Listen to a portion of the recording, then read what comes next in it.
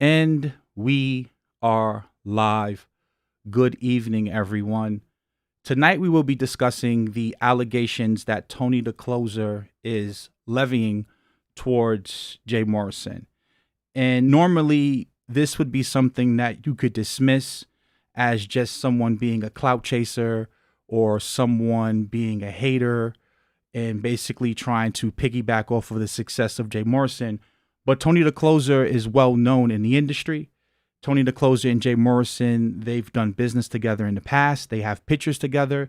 This man has 129,000 followers on Instagram. He's well known in the space. So you cannot just dismiss this as hate or clout chasing. Second, we're going on 2 years now where Jay Morrison hasn't returned a profit for his investors. And for someone to call themselves swaggy, richy rich, to claim that they do this in real life, to have these type of problems, you're starting to be able to put the pieces of the puzzle together to realize, number one, this man was not qualified ever to be running a fund. Number two, this man has a shady background with the whole bankruptcy and the way that he did the bankruptcy. And this is why I made their video where I was talking about young Pharaoh making up those allegations and saying that he stole or finessed $1.3 million.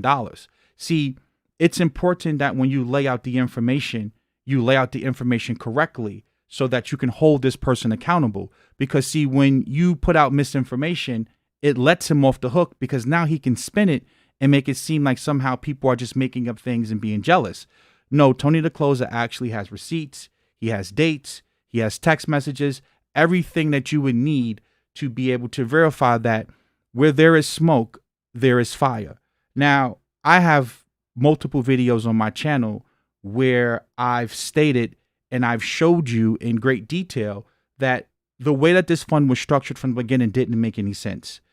The fact that they were invoking Tulsa and marketing this around the fact of Tulsa, Oklahoma, and using black people's trauma to get you to invest, thinking that you were going to buy a town. And then it morphed into, oh, well, now we're going to buy back the block. Oh, now we're going to stop gentrification, to now we're doing a legacy center. There was never any real true direction with this fund. It was doomed to fail. And it's not a scam. As I said before, it's a scheme. It's a scheme designed to put money in Jay Morrison's pocket at the expense of black people. And I like to use moments like this to teach. I really, really like to use moments like this to teach so that you can begin to start to really understand how to evaluate an investment, how you can really start looking at certain things. And there's a pattern. There's a pattern with Jay Morrison, Umar Johnson, Brother Polite, and the list goes on and on and on. Notice that all of these brothers, they go on the same platforms. The Breakfast Club, Vlad TV, right? Earn Your Leisure, right? They all go to these certain podcasts, this like community, this group that they go in, they travel in.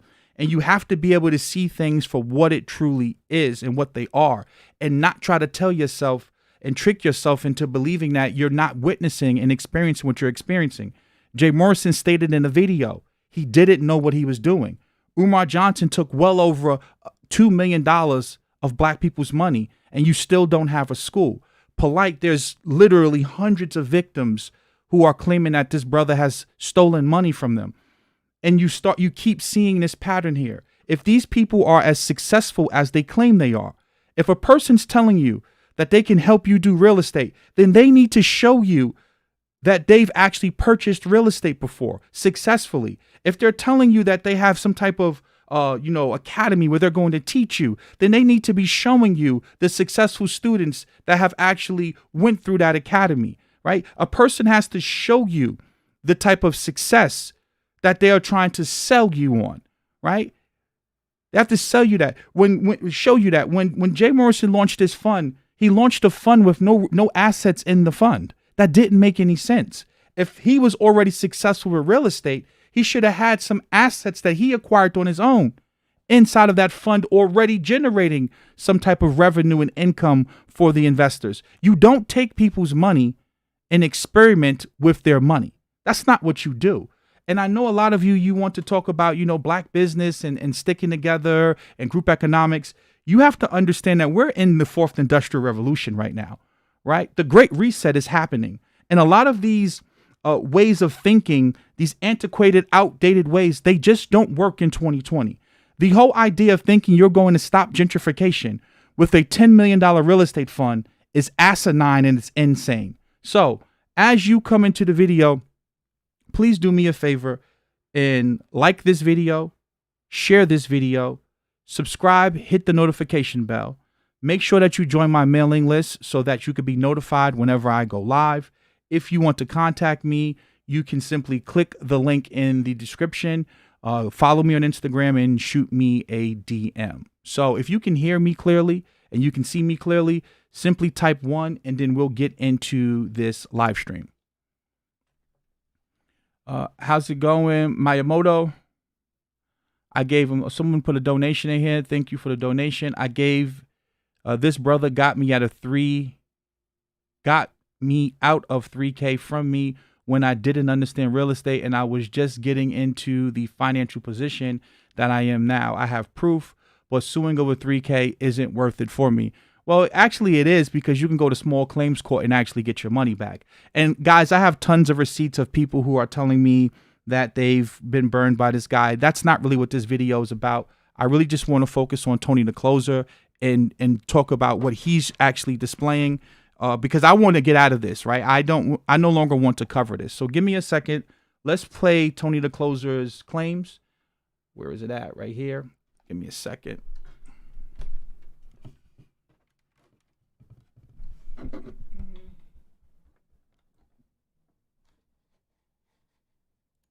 One of the things right now, real talk, man, I see a lot of people in the community, man. It's a lot of that black on black, sneak dissing, hating. We all supposed to be uplifting each other right now. That's the joint. It's supposed to be a revolution, right? Mm-hmm. But then we got like black people that's got these platforms, like the guy Jay Morrison. Dude stole money from me. Damn. Damn. They're using their platform for the wrong reasons, impacting people and hitting the community the wrong way. He stole that chicken? Yeah, like 50 plus K. Damn. You got to fuck up. You got to take Yeah.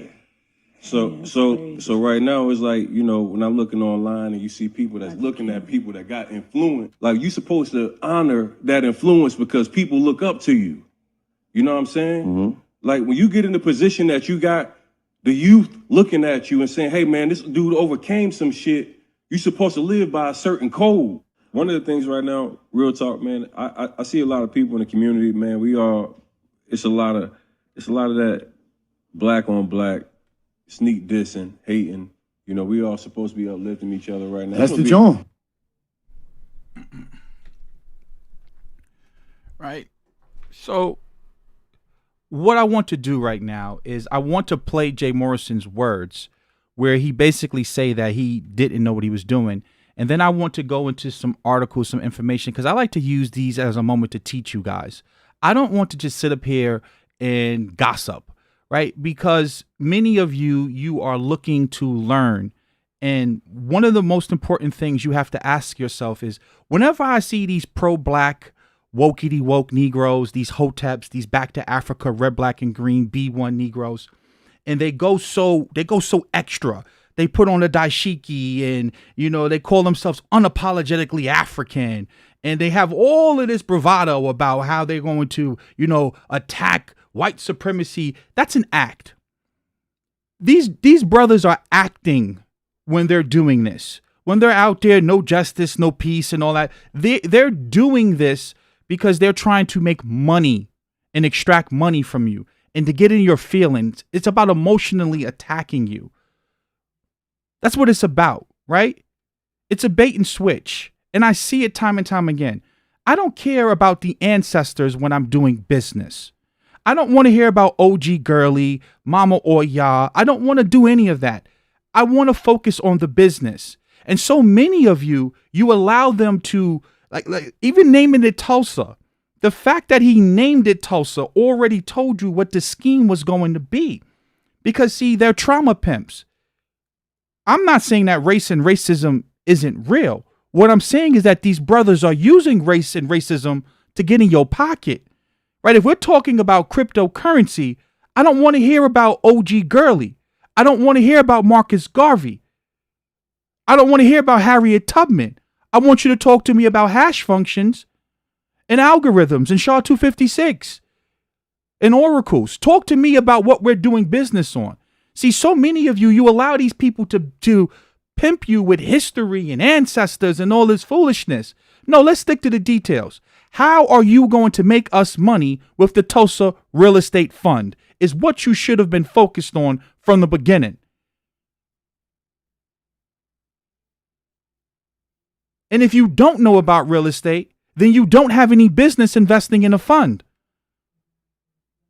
Real estate investing funds are for people who actually have experience.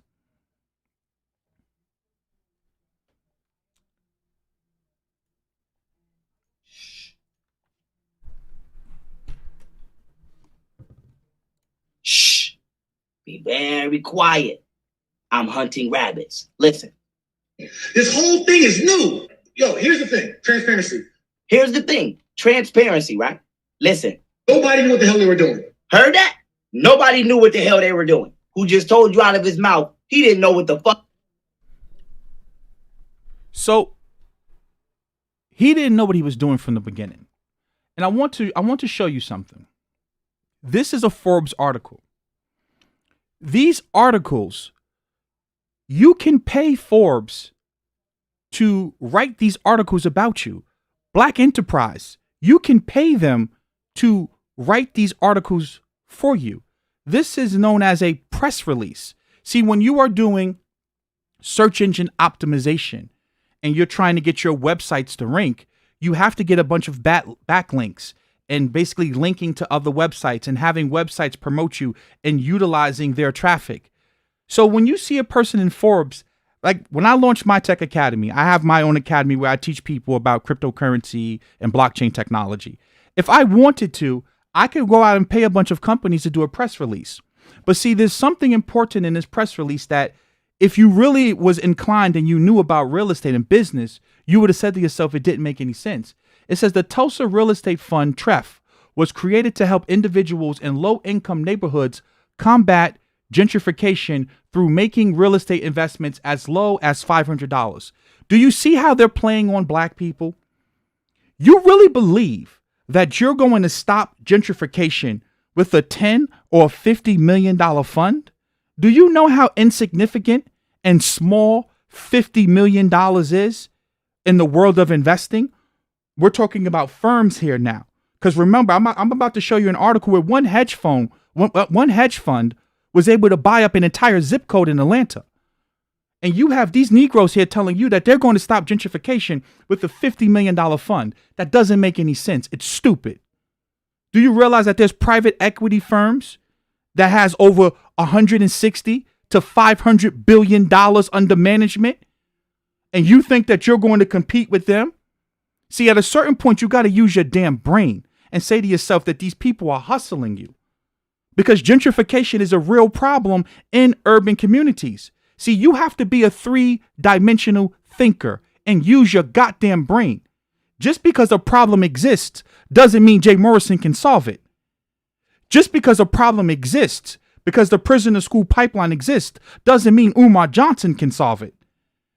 See, this is what a lot of you don't understand. These problems are structural problems that were created by policy and government. And if you think that one of these Negroes that went to jail and read a few books is going to come out of prison and they somehow going to buy back the block and save the black community, you're a fool.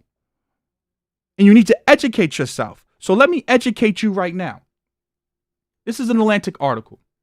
It says between 2011 and 2017, some of the world's largest private equity groups and hedge funds, as well as other large investors, spent a combined $36 billion on more than 200,000 homes in ailing markets across the country. In one Atlanta zip code, they bought almost 90% of the 7,500 homes sold between January 2011 and June 2012. Today, institutional investors own at least 1 in 5 single family rentals in some parts of the metro area. According to Dan Immergluck, a professor at the Urban Studies Institute at Georgia State University, some of the nation's hardest hit housing markets were finally stabilized. I want you to think about that. In one Atlanta zip code, they bought almost 90% of the 7,500 homes. And he's telling you that somehow he's going to stop gentrification with $50 million. These people pumped $36 billion into those type of markets. You can't compete with that. Just because you can flip a few homes, just because you own a few pieces of real estate, does not mean you should be running a firm. Does not mean you should be running a fund. I own real estate. Doesn't mean I'm qualified to manage your money. See, at a certain point, you have to use your brain and start thinking. Now let's look at some private equity firms. Because see, if you were a three-dimensional thinker and you were saying to yourself that he's going for $50 million, and let me remove myself from the screen real quick. Give me a second. Right? This man is promoting himself and saying that he's going to stop gentrification with $50 million. Well, these right here are some of the top private equity groups in the world. Right? Let's come over here and let's look at Blackstone. Blackstone has $167 billion under management. These are the firms that you are competing against. And now don't forget, they can take this $167 billion and they can leverage it 50 to 1, 100 to 1. And you think that this ex-con who's in filed bankruptcy, who doesn't have any formal education, not saying that a brother can't rehabilitate themselves, not saying that you can't go out here and want better for yourself. You're not competing with these people. Let's look at who actually runs let's look at who runs Blackstone, and let's compare it to Jay Morrison. This is Stephen A. Schwartzman. Stephen A. Schwartzman is chairman, CEO, and co-founder of Blackstone, one of the world's leading investment firms with $564 billion of assets under management as of June 30th, 2020. Mr. Schwartzman has been involved in all phases of Blackstone's development since 1985. This is a man that has over 20 years of experience in investing. This man has over 20 years of investing, billions of dollars under management.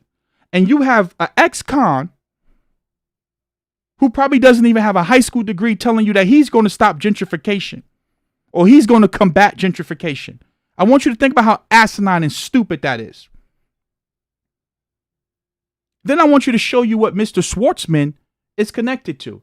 It says, Mr. Schwartzman is a member of the Council on Foreign Relations, the Business Council, the Business Roundtable, the International Business Council of the World Economic Forum. Mr. Schwartzman right here holds a BA from Yale University, an MBA from Harvard Business School. He has served as an adjunct professor at Yale School of Management and on the Harvard Business School Board of Dean Advisors. I want you to think about this. When a person is telling you that they can manage your money and stop gentrification, and then now they come out after they're unsuccessful and they tell you they don't know what they're doing. See, common sense would have told you that they don't know what they're doing. That's why they have to invoke a Tulsa to get that emotional response from you. This man is sitting with the Council on Foreign Relations. If you know about Bilderberg, if you know about the Great Reset and where they're going with this, you're not competing with that. You're not competing with that. Again, I'm not telling you to not be an entrepreneur. I'm not telling you not to go out here and pursue your dreams. What I'm telling you is that there are limitations to what you are going to achieve when you are out here doing that. So that when you come across a Jay Morrison who's giving you a whole bunch of talk and using a bunch of terminology that doesn't make any sense, you can look at him and say, okay, what you're saying doesn't make any practical sense in reality. You're not stopping gentrification with a $50 million fund when you're competing against people that has $167 billion. Where right here in the Atlantic article, they were able to buy up an entire Atlanta zip code with 7,500 homes. And all you have is the Legacy Center. See, when I hear that, you know, the ancestors, I automatically say scam. Right? We're talking about business here. We're not talking about the ancestors. I hear Marcus Garvey, I go scam. Oh, Mama Oya, the ancestors, group economics. Now you're wearing a dashiki, right? All of that is to tap into this whole Pan-African ideal, this ideology to get into your pocket, emotionalism. Guys, that way of thinking doesn't exist anymore. And then now you have to think about the fact that these funds, not only can they lever up 50 to 1 with the assets they have under management, 100 to 1, but even if they fail, they can get bailed out. Even when these funds fail, they can get bailed out by the Fed and by the government. So how are you thinking you're going to go out here and compete with these people? It doesn't make any sense. And then now you got brothers like Tony the Closer coming out and saying, yo, he stiffed me for an event. And he has the receipts here. We can go right here and start reading some of the receipts that the brother has on his page. Like right here, he says, Tony the Closer he said, don't play with me, clown. Talking about I owe you MF money. You and that scammer you work with conspired to charge me an additional $20,000 in hopes to F up my event. When y'all play, you know I always got proof. Stupid SOB. And he says right here, these are the text messages, just confirming. And again, this is him alleging these things. Just confirming you do not want to continue with this event because of a $13K increase. If so, I will return the last payment minus fees and work to cancel everything. Let me know what production company you work or company you would like to contract, and I can talk them through the transition as best as possible. Right? Per our conversation, you are increasing your fee. Per your conversation with Jay, you are charging me an additional $20,000 since he's withdrawn. Right. So they basically was trying to get the brother out of more money, and he has tons of receipts. I'm not going to go through all of those receipts. I would encourage you to go through the receipts. As you can see here, they have pictures together. Right. So you can't say that this brother is just making up these allegations. Right. You come here, you can see they have pictures together. They're counting money. Right. Let's read it. So I'll read what Tony the Closer posted. He says, I posted this before, but a lot of y'all are new. Here's the backstory. No bias. Jay, Mr. Morrison, and I partnered on an event. Midway through the event, Jay introduces a $100,000 giveaway idea. We both were to put up $50,000 each. I agree, and it's on.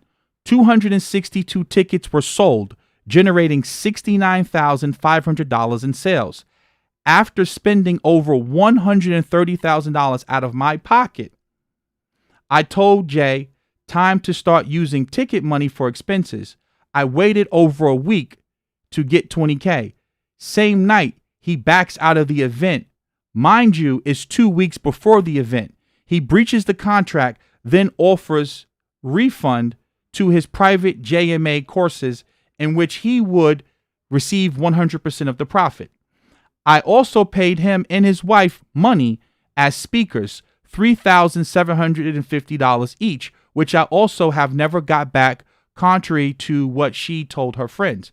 After backing out, he made his production guy increase his cost by $20K, which I ended up agreeing to $13K because it was days before the event and I had already paid him over $100,000 to do the AV. The audio visual is what he's saying about AV. So basically, him and Jay Morrison came to him with the idea to do a giveaway. And then in the middle, after Tony the Closer put up all the money, Jay Morrison backed out. Now they had a contract and he didn't honor the contract. So this brother came out of his pocket and spent this money up front. And then Jay backs out at the last minute. And then he paid Jay Morrison and the wife to speak up front, and they didn't speak and they didn't get that money back. So you can see at this point now your reputation's on the line, because if you sell these tickets to people and these people are coming to your event, you can't cancel at the last minute, right? So this can definitely hurt your brand.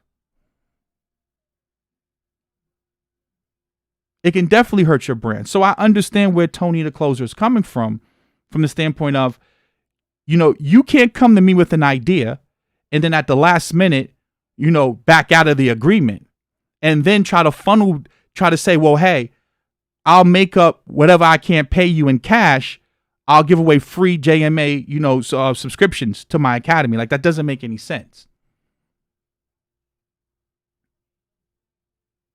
Right? Like he's trying to offer people a refund for what they paid by saying, well, hey, since you purchased a ticket, you can just join the JMA Academy for free. That doesn't make any sense. That just doesn't make any sense, right? Now, what I will say is, Tony's starting to put up videos of his wife. She's performing acts with food is what I'm going to say. She's stuffing. This is his wife here. I'm not going to play it because I just think that, I can't tell another man how he should respond after being burned for $50,000. I'm just saying to you, it's getting to a point where I'm not comfortable, right? I'm not comfortable with where the direction that this conversation was going, or like this back and forth is going. But back to what I was saying about the fund and Tulsa Real Estate Fund. Like, when you look at these press releases, where is it at? Right here, right? And they're talking about it was created to help individuals in low-income neighborhoods combat gentrification through making real estate investments as low as $500. Who is the team? Like, who are the people on the team at TREF? What are their backgrounds? Are they even experienced to be managing your money? Right? Like, see, these are the things that you need to be thinking about. Because, again, when you come back here to Blackstone, look at the leadership that they have. Like, look at they have an entire team of people, right? Like a global co-head of real estate. They have a team of people. They have board members. These people are experienced in real estate. They're not trying to be a reparations expert today. They're not trying to, be a social justice warrior and activist next week. They're not out here trying to protest and march. These people are focused on trying to do one thing and one thing only, and that's make money for their investors. And I really wanted to stress that to you. It's like you can see the finesse a mile away. You can see the finesse a mile away. It's not complicated to see the finesse when these people, they try to put their hands in every little thing. Everything you can think of, they're trying to do, right? His wife is a spoken word poet. Why is she making over $100,000 from the Tulsa Real Estate Fund? She's not qualified for that, right? And then I want to show you something else, because this was what really got me when I witnessed this. He didn't even own any real estate while he was out here basically telling you that you should own any real estate. And this is all alleged. I can't prove this, right? I can't prove this with a high degree of certainty, right? These are Tony the Closer's accusations. And this is what is being put out here, right? He's using a white realtor, right? White realtor, Mr. Pro Blackity Black, Wokety Woke, buy back the block, loving our people, healing our people. But he's out here using a white realtor. Now, again, I'm not racist, right? Listen, I'm not one of these pro-black, back to Africa, red, black, and green, Hotep B1 Simps. That's not me. I'm telling you that this is his ideology. He's Mr. Pan-African. He's a Pan-Africanist. But he's utilizing a white attorney. I mean, a white realtor. And I said the attorney because Umar Johnson did the same thing. Umar Johnson said that the white attorney sabotaged him with the school. If you're Mr. Pan-Africanist, Mr. Pro-Black, back to Africa, Hotep, B1, why are you using a white attorney to acquire the school? Right? It doesn't, see, everything that these brothers do is against what they actually preach. And I keep trying to emphasize that to you guys. And you come on my videos and you call me a coon, you call me an agent, you call me a sellout, you call me an Uncle Tom. Same thing with Nick Cannon. He's Mr. Wokety Woke. He's Mr. Pro-Blackety Black. He's saying this about white people. He's saying this about this group of people. But then now he's apologizing. Then find out his manager's a Jew. Oh, I thought you was Mr. Pro-Black. I thought you was doing this for the ancestors. I thought the revolution wasn't going to be televised. These people are fake. And they're frauds. They're fraudulent. Anytime I see a person pushing that extra black, I know for a fact that it's an act. Because see, let me give you some real game here, man. If you really love black people, you would understand the condition that black people are in. And one thing that the ADOS conversation did for me is it solidified to me that I don't need to be trying to focus on doing business with black people because they don't have wealth. They are a wealthless group of people predominantly. And when I say black people, I mean the bottom caste of people, right? You need to be focusing on people that actually have wealth. If white people have over $100 trillion worth of wealth and black people have $4 trillion worth of wealth, why the hell am I focusing on a group of poor people when I need to be focusing on the people that have the money? Common sense would tell you, if I want to do capitalism and I want to do business, I need to be going over and taking resources from the people that have the resources. Right? I'm not going to try to grift and take resources from a group of people who don't have resources. It doesn't make any sense. I'm going to go and take resources from the people who have $100 trillion of wealth. See, that's common sense. But see, these brothers and sisters, there's no love there. This is a gimmick to them. Right? Because they know how to tap in. They know how to tap into your emotions and get money out of you. Yet he's using a white realtor. And it matters because he's Mr. Pro-Blackety Black. It doesn't matter to me. I don't care what type of realtor you use. You can use any realtor you want. I don't care. I don't care what type of person you want to date. I don't care what your sexual orientation. I'm not that person. Do whatever you want to do with you. What I'm saying is that when you see these type of people, red flags need to go off immediately. You can't be in a picture with the brother here, flashing money, make an agreement with him, and then you do your black brother like that. If you Mr. Pro-Blackety Black. Right? You have to be intelligent. Now, I know what some of you clowns are going to do. You're going to come on my video. You're going to say, wasn't you just defending him last week? No, I wasn't. I wasn't defending him last week. Let me play this for you so you can understand what I said, because many of you can't walk and chew gum. So let me play for you what I said. Young Pharaoh can be an idiot and not know what the hell he's talking about. And Jay Morrison can also be a schemer. See, two things can exist at the same time. What I will never do is I will never accuse a man of doing something that he did not do. It's called integrity, especially when he's as dirty as he is. You don't have to make up any lies on Jay and claim that he finessed people out of 1.3 million when there's enough people coming out right now telling you he got me for $3,000. He got me for $1,500. There's enough victims out here, allegedly, where you can just go find them. So you don't got to go up here and say that he finessed the community out of $1.3 million. And it never happened.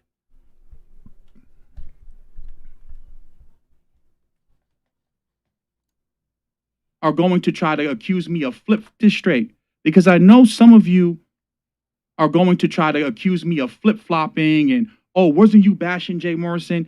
You should be able to hold two opposing ideas in your mind or in your head at the same time, right? Like, you can't be a binary thinker where it's just, white or black. No, Jay Morrison can be a schemer, and the Tulsa Real Estate Fund can be a scheme, not a scam, designed to take black people's money. And young Pharaoh can be an idiot and not know what the hell he's talking about. See, two things can exist at the same time. And I could be man enough to say that when you are slandering someone and accusing them of doing something that they didn't do, as a man, I'm going to stand up and say that's wrong. Because see, Tone. So don't come on my video and tell me that I'm flip-flopping. I stand on what is true. Right? I stand on truth. But see, so many of you get entertained by lies and gossip and slander, especially when a man is as dirty as Jay is. I don't have to slander him and say that he pocketed $1.3 million. I don't have to do that. I can go to the SEC document and see he's paying himself before he's paying investors. That's horrible business practices. That's horrible business practices. He promoted it as an IPO, yet there's no open market to sell your shares. There's no liquid market to cash out. So then it can't be an IPO, right? Because there's no public market, right? He claimed, he said out of his mouth, he doesn't know what he's doing. And as I said before, there's a theme here with these brothers. It's the same thing with Umar Johnson. And I'm going to get to Umar in a second because, see, these people are driven off of ideology.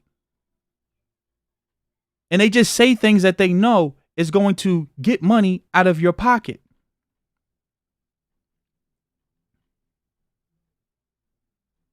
And at a certain point, you have to be smart enough to call it for what it is and not try to trick yourself into believing something that isn't true. You know, Boyce Watkins did the same thing the other day. Boyce Watkins did the same thing. He accused Drake of bragging about buying a jet. And then come to find out Drake received the jet for free. It was a promotion. But see, he didn't care. Right? He made that claim about Drake because he knows that that can tap into the emotions of black people. These people don't care about the truth. They just say things that they know is going to get a reaction out of you. He said, oh, you know, Drake blame. If you don't believe me, go to Boyce's Twitter and his YouTube page. He said, oh, you know, Drake is bragging about getting a new jet, but he doesn't brag about investing money in black businesses. Yet Drake has a whole video called God's Plan where he gave away $1 million. In a video. But see, they don't care. Right? It's all about views and clicks because they look at you as a dollar. You are going to go into a sales funnel and 5% of you are going to convert into sales. That's what it's about. You are going to go into a sales funnel and you are just a dollar to these people. And notice, who did Boyce Watkins promote? Who did he bring to the community? Who did he uplift? He uplifted Tulsa Real Estate Fund. Now that the fund isn't working out, is there any transparency? Will there be any transparency? Will he denounce Jay? Now that all of these people are coming out and they're saying that they aren't getting paid and aren't making money? His ex-girlfriend recently came out and she's talking about the whole Jeezy $1 million scholarship was a fraud. That it never happened, allegedly. I knew that. I knew there's no way in hell young Jeezy put up $1 million for scholarships into JMA Academy. That was supposedly a deal, allegedly. This is what the girlfriend's alleging. A deal that was brokered by Karen Civil. Any person with a brain and an IQ above room temperature can look at that and say, there's no way in hell young Jeezy put $1 million into JMA Academy for scholarships. There's no way. There's no way. But see, a person with the brain would know that. A person with an IQ above room temperature would know that. And this is why I say a lot of you don't have any business investing because you're lazy. You won't do the work. You won't do the research. And this is why you keep getting burned. And I'm going to play the girlfriend's words right now. This is the girlfriend having a conversation with Tony the Closer. This is not me saying these things. This is the girlfriend saying these things.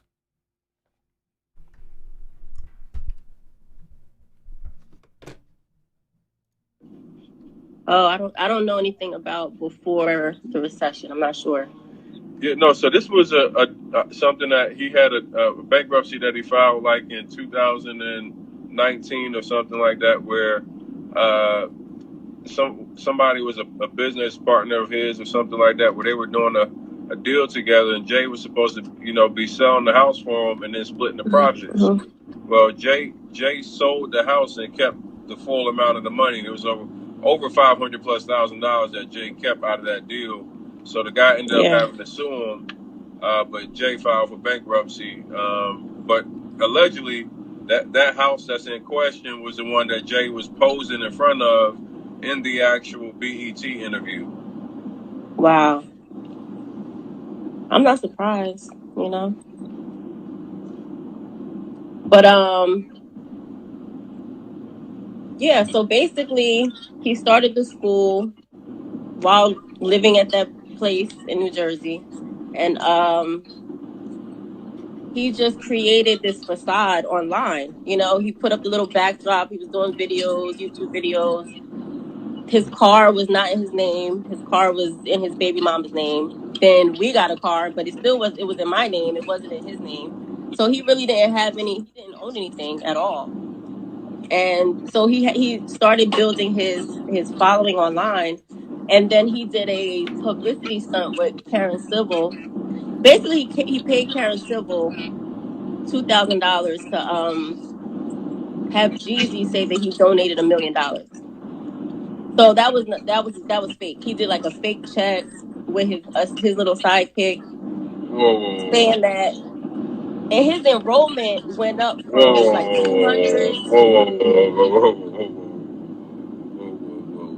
yeah, his enrollment skyrocketed off of that donation, or that fake donation. Karen said, like, I feel like that's her job. Her job is to make her clients look good. You know what I'm saying? She, at the time, Jeezy had some type of legal issue or something, so he needed something to look good for himself. So, I mean, she only got $2,000. That was it, $2,000 for a $1 million donation. So, that wasn't much. Yes, the $1 million check was fake. Somebody just asked that. That was super fake. So he paid. I can go into long details about everything, but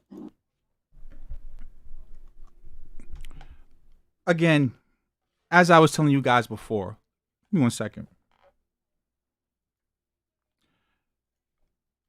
I come on here and I tell you guys about investing in gold. I don't promote nothing on this channel that I don't personally invest my money in. I don't come on here and tell you that you're going to get rich. I tell you, gold is for people who they are trying to preserve wealth that they already have. I own silver. I'm not saying this to brag. I'm saying this to you that when I promote something, I own it. I have skin in the game. I talk to you guys about owning crypto. I have a ledger. I'm transparent. Just because I tell you about crypto, just because I tell you about investing in precious metals like gold and silver, does not mean that you should then give me your money and let me invest it for you. What it simply means is that I'm telling you about some information. I'm giving you some game.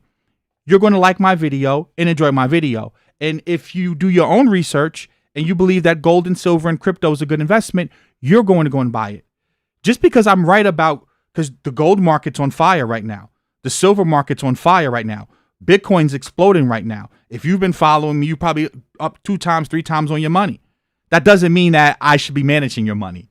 That doesn't mean that you should give me your money to, be investing. No, that just simply means that I know about crypto, I know about cryptography, and I know about blockchain technology. That doesn't mean I know how to run a fund. And just because you can see this clown up here with $1 million check doesn't mean that Jeezy actually invested $1 million. And just because you like JMA Academy doesn't mean that you should then go and give this man well over $10 million of your money, because he's not qualified to do it. And there's 367 of you watching the video. Least you can do is like it. That's the least you can do. It's free to like the video. See, at a certain point, you have to start saying to yourself that certain things they don't make sense. They don't make sense. I can look at that check, and within 5 seconds, I can say to myself, that's fake. See, it's a reason why they go on Vlad TV. It's a reason why they go on the Breakfast Club.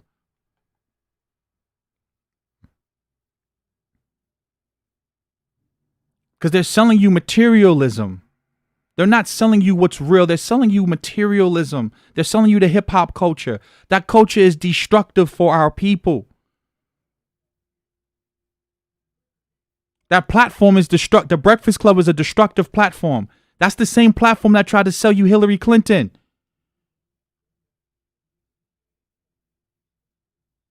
That's the same platform that tried to sell you Malik Yoba. See, you have to be smart enough to see through the games. And they brought you Umar Johnson, Brother Polite, these platforms. And then after they bring you these brothers and sisters that abuse the community, that rape, rob, and pillage the community, they don't retract the fact that they heightened these people's celebrity. Where is Young Jeezy at now? Where's Young Jeezy at now that you have people like Tony the Closer and all of these other people on this page here, on his page, telling you that that they've lost out on money? He's showing you text message after text message of people coming out and speaking out and saying that they've been burned by Jay, allegedly. Allegedly. Where's these people at? Look at this. This is another person that sent this to Tony. It says, I worked for the bastard. Jay Morrison effed me over big time. I was his top executive, and once I got wind of suspicious activity, he effed me over. What goes on behind closed doors with the employees is unethical, and they are too scared to take him down. He knew, as his compliance officer, that I would have to report him. He owes me at least $15,000 on top of the fact that I don't have a job now in the middle of the pandemic, and he announced it on a company Zoom. Apply pressure to his BASS.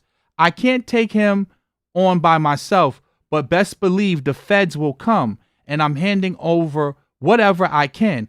I was told this whole time that you did something unethical, which ended y'all's event. I have more info that you might be interested in. No joke. I just want to see this BASS pay for defrauding our community, which I know he's doing. He also needs to pay for effing me over out of my money. Where's Jeezy at now? Where's the Breakfast Club? Right? What good is it to promote these people? What good is it to bring these people to our community and have these people telling us that they, are for our people? Where are they at now? Right? If I bring something to you and it doesn't work out, then it's my duty to speak on it and say, hey, listen, I don't stand with this person anymore. Right? Let's take a step back. Let's really unpack this. In business, things happen. And most business opportunities always expect the unexpected. Your job, whenever you're doing business as an ethical person, is to be transparent. And if something goes wrong, you try to make it right. See, good business entails, and it means that if something goes wrong, then I try to make it right. If it's my fault why something went wrong, if I can't make the event, then I do something and I try to make it right. But I can't come to you and say, hey, let's partner on doing a giveaway, and it's my idea, and we're supposed to go half on the giveaway, allegedly, and then you put up all of the money, and then at the last minute I back out after you've already paid me, and then I go get my man to come on the back end and try to apply pressure to you because the event's 2 weeks away. That's not business. That's not how a black man is supposed to do another black man if you Mr. Pro Blackity Black. Come on, man. At a certain point, you have to have enough intelligence to see this for what it is. Now you have employees coming out and saying that what's going on behind the scenes is unethical. Because he doesn't have the qualifications. He doesn't have the experience. He said, as I played the video for you earlier, he doesn't know what he's doing. So then why is he doing it? You don't experiment with other people's money, right? When I pay you to manage my money, I'm paying for your expertise. I'm paying for your knowledge and your skill and your wisdom and your experience in the industry, right? I'm not paying you so that you can guess with my money. When I talk to you about crypto, when I talk to you about precious metals, when I create my tech academy and I say to you, we have a free 7-day trial, I stand on that, right? Because this is something that I've actually went out and I've studied. I've went and I've taken Udemy courses.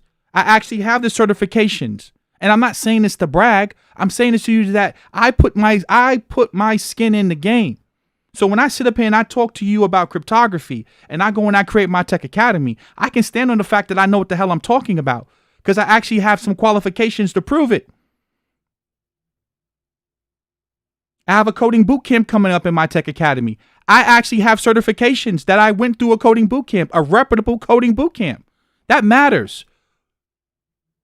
This man hasn't proven to you that he can manage money.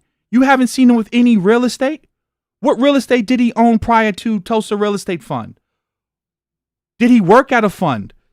At least say, well, I got some experience. What's his resume? What's his pedigree? Where does he come from? He was a real estate agent and a wholesaler. That doesn't mean you can run a fund. Running a fund requires more skill than just being able to flip a piece of property. And that's why it failed. It was doomed to fail from the beginning. And he structured it this way so that he can get all of the money. Come on, man. At a certain point, you have to start saying to yourself, a lot of this stuff just doesn't make sense. And look, someone just said this right here. It says, I've been telling people about this dude for years. Pay attention. You never saw him posting from his home, never driving his own car, never at a property he's flipping, no successful students from his school. Nothing adds up. And I see some donations coming in, guys. Thank you for the donations. TD Hip Hop, just showing love. Keep up the great work. No problem, brother. Thank you so much for the donation. Do you think Tariq Nasheed is a race hustler, schemer, and believes in all of the white supremacy rhetoric he spews? Of course, he's another grifter. But see, the thing with Tariq, and one thing about me, I'm honest, is he delivers on what he says he's going to deliver on.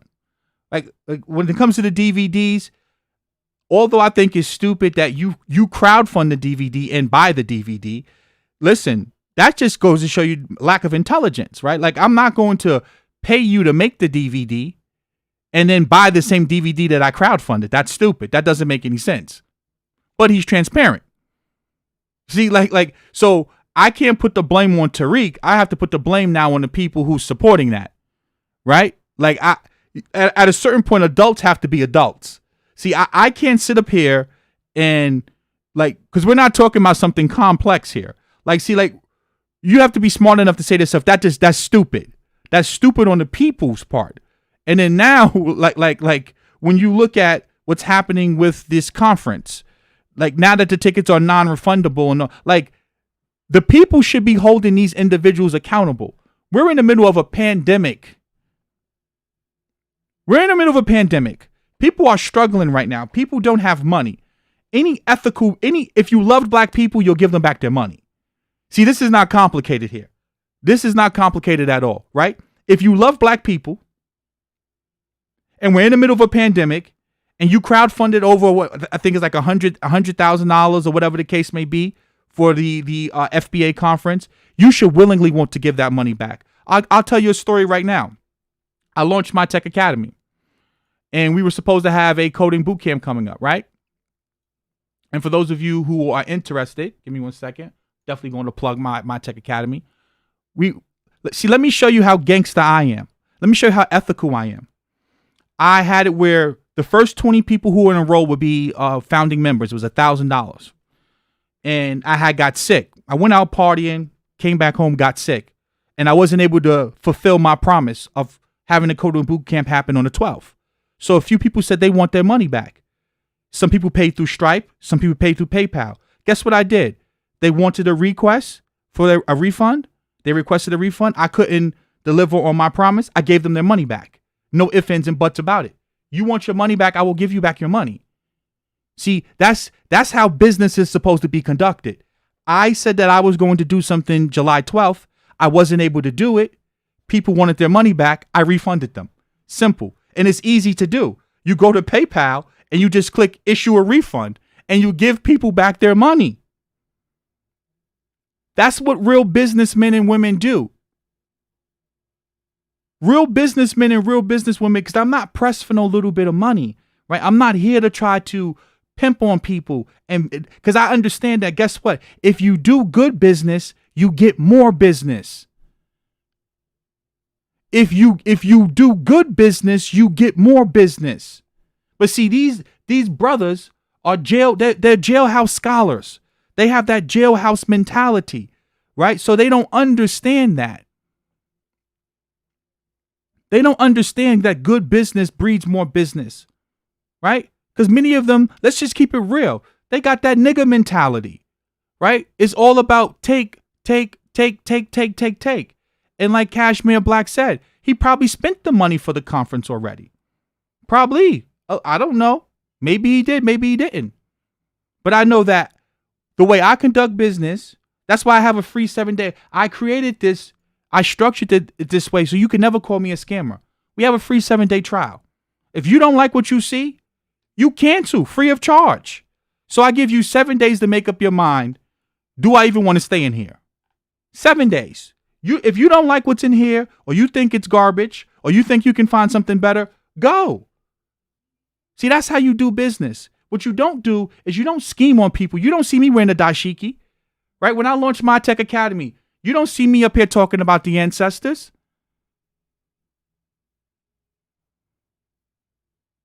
I didn't use Young Jeezy. I'm not using the Breakfast Club to launch My Tech Academy. I'm not using the ancestors. I'm not trying to tap into, the chakras, right? I'm not doing any of that. I'm leading with the information and the product. You want to learn about crypto? I can teach you about crypto for an affordable price, $50. That's how I'm leading. I'm not coming here. I'm not trying to scheme and grift and use the ancestors, because guess what? I can't liberate and save black people. My pineal gland is calcified. I can't astral project. I can't travel to another dimension. I can't do any of those things. I don't pour out libations. I don't do any of that stuff.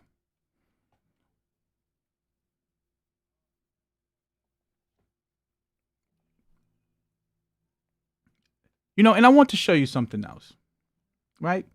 Because as I said before, as you notice with Umar and the Brother Polites and the Jay Morrisons, it's the same thing over and over again. These brothers, they have so much confidence when it comes to getting your money. So much confidence. They know, they're so knowledgeable. I have 6 degrees, Umar Johnson. I'm the most requested scholar. Then he gets your money and the archdiocese is sabotaging us. The white attorney is sabotaging us. The IRS, all of these people are sabotaging you. See, when they come to get your money, they can break down all of this metaphysical knowledge from the 5th dimension, from the ancestors. Ashe, my brothers and sisters. We're going to have farms at FDMG. We're going to have military science at FDMG. We're going to work on nuclear warheads. And then they get your money. And now all of a sudden, it's all of these unforeseen things that they didn't know about. And oh my God, we had the feds at our door. We had to shut down the Legacy Center. We didn't get any money. I don't know what's going on. Now you don't know, right? But you Mr. Swaggy, rich, Baba Joe. Baba Joe told me this. You know what I'm saying? You can do this with a preferred dividend. And they can break down. They're so professional and articulate when they're trying to sell you to get your money. But then they get your money and it's like, oh my God, I didn't know this. And oh my God, I didn't know that. But he knows how to pay himself from the Tulsa Real Estate Fund before you get paid. See, he knew how to do that. See, he didn't know how to, structure the fund. He didn't know how to make money, allegedly, right, for the fund. He can't make you any money, but he damn sure knew how to pay his wife $100,000. He made sure to put that inside of the contract. He knew that. He knew to make sure he got paid before you got paid. That he knew how to do. That he was able to structure. See, you have to be smart enough to see the bullshit. Excuse my language, but you gotta be smart, and you have to be smart enough.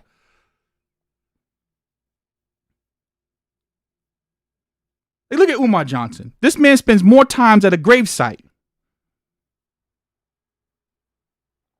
Let me play this video for you, because I just want to show you this, because all of this is tied together. Ripped away from them. All the ancestors who came over to honor to ile to. I am here for the Prince of Pan-Africanism, honoring my ancestors. That is what I do. Ashe, omi to honor to ile to geti nimbo, olodumare jubaga babu iko loati mebelese ashe. I want to call out the names of the ancestors. Marcus Garvey, Ashe, Frederick Douglass, Fannie Lou Hamer, Ida B. Wells, Ashe, Harriet Tubman, Henry Highland Garnett, Martin Delaney, Ashe. All the ancestors who came over on the ships, the first century, Ashe. All the ancestors who came over on the ships, the second century, Ashe. All the ancestors who came over the third century, Ashe. We call on the freedom fighters. We call on those who was raped, those who were molested in prison, who lost parts of their body, who had their families ripped away from them. We call on them to say Ashe. We ask our ancestors to make sure. We ask our ancestors to make sure that we never go through this again. We are still in a bad situation right now, family, and we call on our African ancestors here, there, and everywhere to give us the strength, to give us the power, to give us the guidance to make sure that we never, ever allow that to happen again. But more importantly, to make sure that we rise up out of this oppression. We got mass incarceration. We got mass miseducation. We got mass extermination. We have black on black crime, black on black hate. Every problem you can list, we are afflicted with it. But we go forward into this 5th century together with a new, renewed determination. We see our reality in a whole new way. We see the future before us in a whole new way, that we shall liberate ourselves. And although it may not happen in our lifetime, we will work to do whatever we can do to make sure that our posterity, our descendants, our great grandchildren and grandchildren can one day live in a free world. Just listen to that foolishness. I want you to this foolishness. Pure foolishness. Pure foolishness. But this man can get over $1 million out of the black community. This man could get over $1 million out of the black community.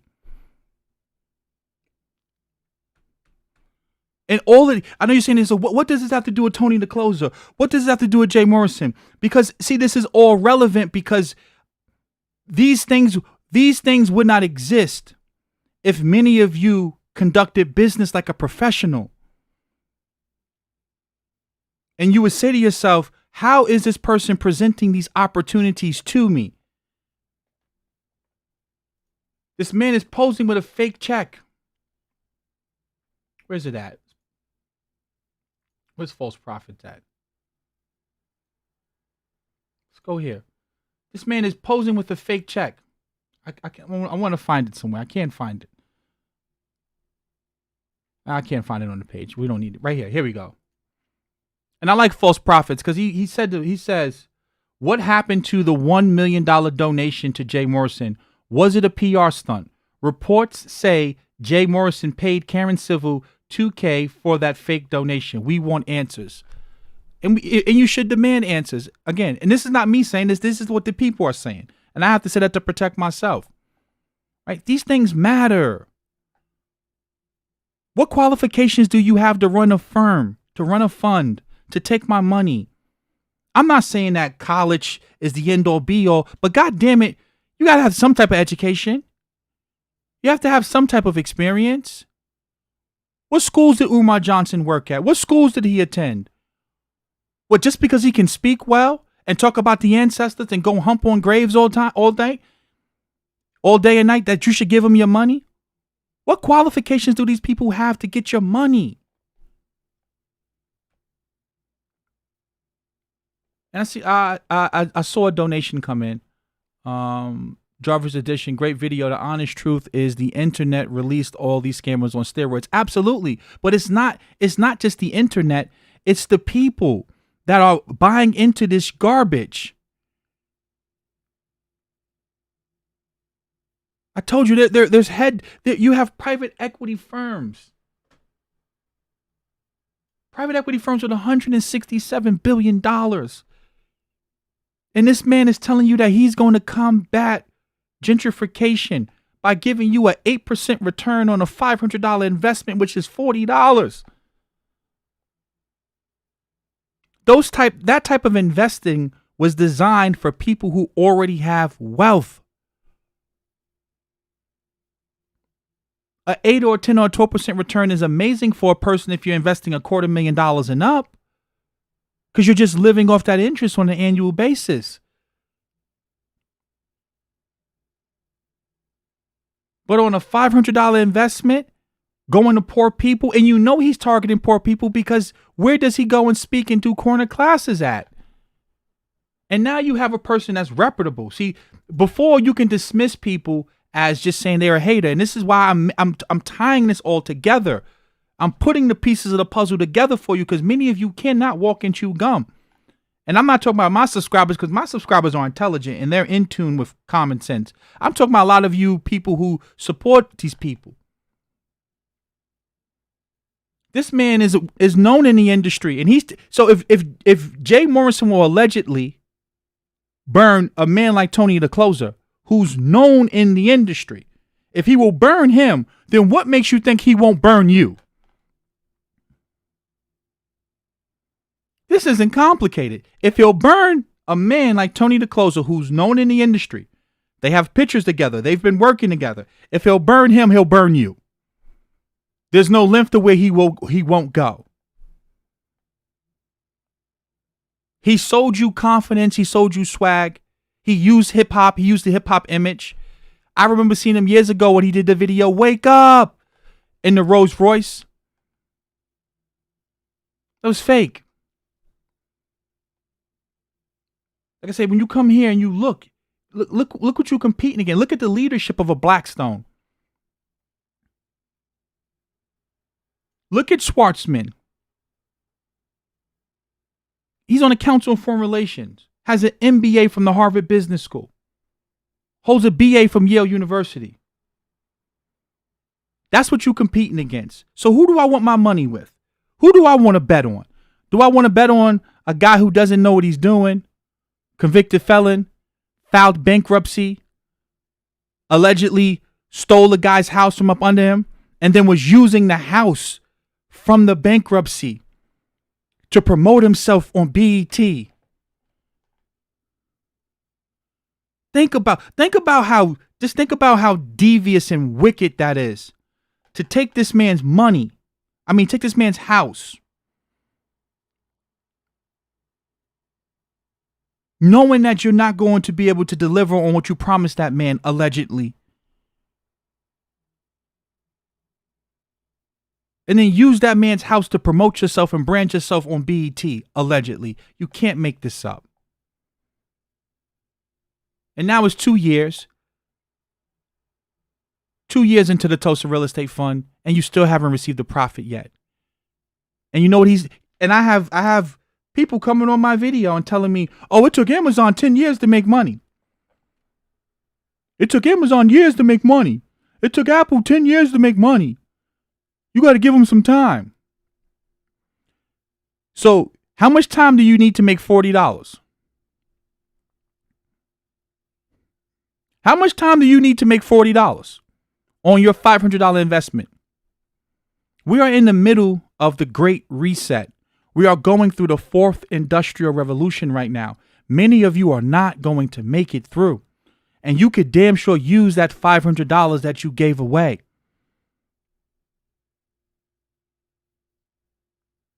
That is not how business is supposed to be structured, where he gets all of the benefit and you don't. But see, they have a team of experienced professionals at Blackstone. They will wipe the floor with the Tulsa Real Estate Fund. 50 ways till Sunday. Umar Johnson, same thing. Look at this. This is the Piney Woods School. This is a black school. This is a black boarding school. See, what these people are already trying to sell you already exists. And when you come to the Piney Woods School, guess what you can see? They have a website about their school. And you can see the admissions officer, weekend dorm parent, dean, faculty, president, food services director, chief accountant, and they have telephone numbers where you can contact these people.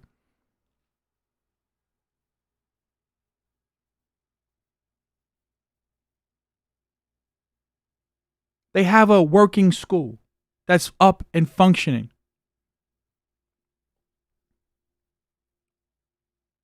Because guess what? When you invest in the Tulsa real estate fund and there's no liquidity to get out and no one to sell those shares to, and you're giving your money to a person who hasn't proven that they know what they're doing, that's a donation, baby.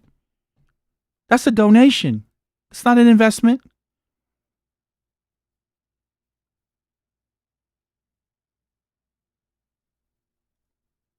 Look at this. Look at this. Look how transparent this school is. They have a board of directors. Who's Umar Johnson's board of directors? Who's Umar Johnson's team? Who's on the team? Who's helping him with paperwork? Who's helping him with his taxes? Insurance on the school? The curriculum? Working with the contractors? Helping find bids? Getting bids for the job? Who's doing all of that?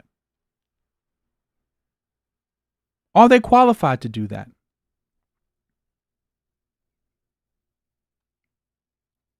So why would you give this man $1 million of your money? Who's Jay Morrison's team? What qualifications do they have? Certifications do they have? What?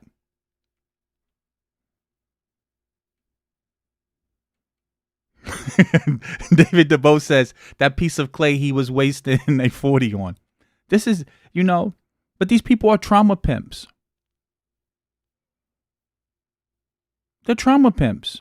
And they use this stuff to tap into weaknesses in our people. Because, like I said before, I'm not saying that race and racism isn't real. What I'm saying is that the Tulsa Real Estate Fund is not going to beat gentrification. What I'm telling you is that the Frederick Douglass, Marcus Garvey, Neely Fuller Jr., Louis Farrakhan School for Black Boys isn't going to stop the psychoacademic war on black children.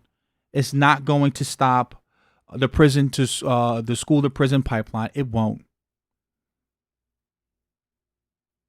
It won't. And at a certain point, you have to start calling things for what they truly are.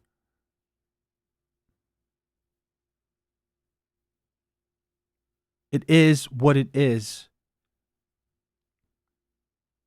Once a person shows you who they are, you have to believe them.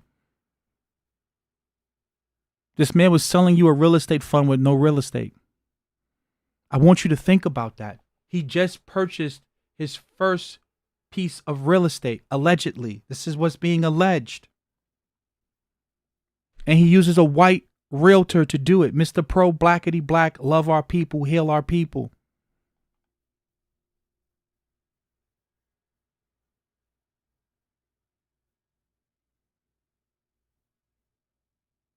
This is embarrassing. Guys, anyone can come on this internet and pretend to be something that they're not. Anyone can. Always do your due diligence as to what you're buying.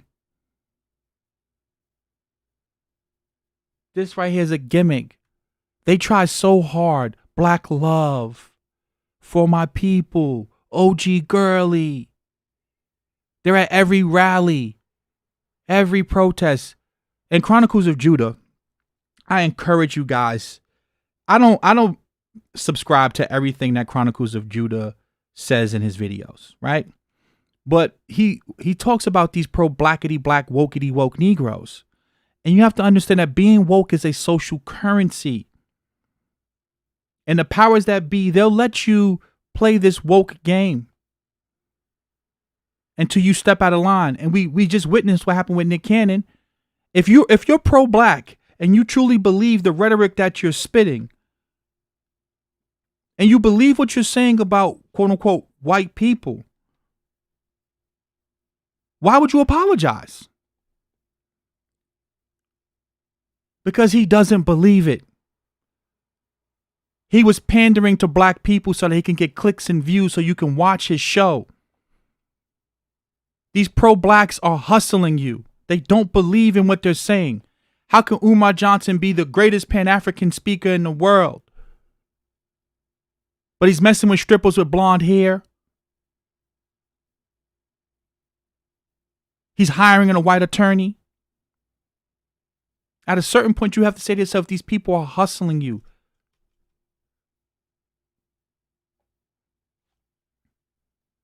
And you can't hold me to that standard because I'm not up here telling you that I'm Mr. Pro Blackity Black Wokety Woke. I'm not telling you that the white man is the devil. I don't say those things because I know that they're not true. I don't say that type of stuff. You don't hear those words come out of my mouth. So you can't hold me to that standard. You can't come and expose me because I don't promote that type of rhetoric on my channel. I don't speak like that. Because I know it's not true. And I know that you are not going to operate in this world, in the business world, thinking that you are going to talk to people that way or talk about them that way and think that they're still going to want to support you.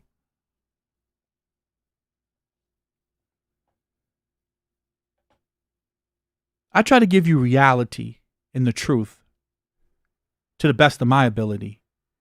And I stand on that. Right? Look at this.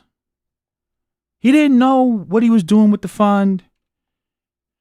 He didn't know about, disclosure with the feds and with the SEC and what he could promote. But he damn sure made sure that he paid himself a salary. Right? He made sure to do that. Right? His management fee is $201,000 in 2019 and $182,000. And what's with this 2019 and 2018. He made sure to do that.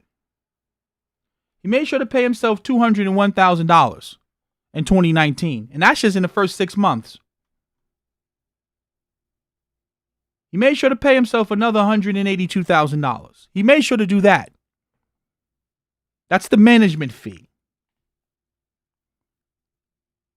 He didn't know how to do anything else, but he made sure he got paid first. And now here we are 2 years later and you still don't have any money. So, just to tie everything together, before I go and I take some questions.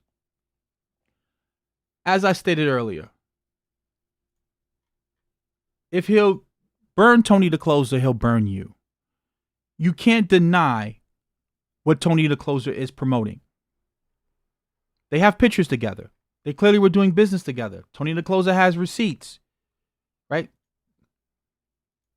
Now you have employees coming out and saying that Jay burned them. He has text messages about the event. Right? And see me, the way my integrity is set up, if a man, like I'm not going to address every troll, right? I'm not going to address every troll. Some people are just haters. They're going to hate. I just ignore them. But if a man that's my peer in an industry is calling me out and saying I burned him for $50,000, you best believe I'm going to address that. You best believe I'm going to address that. Or I'm going to get my attorneys, we're going to lawyer up and I'm going to sue him. This man is disrespecting your wife.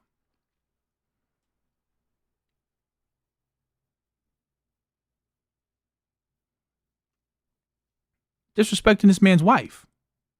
And again,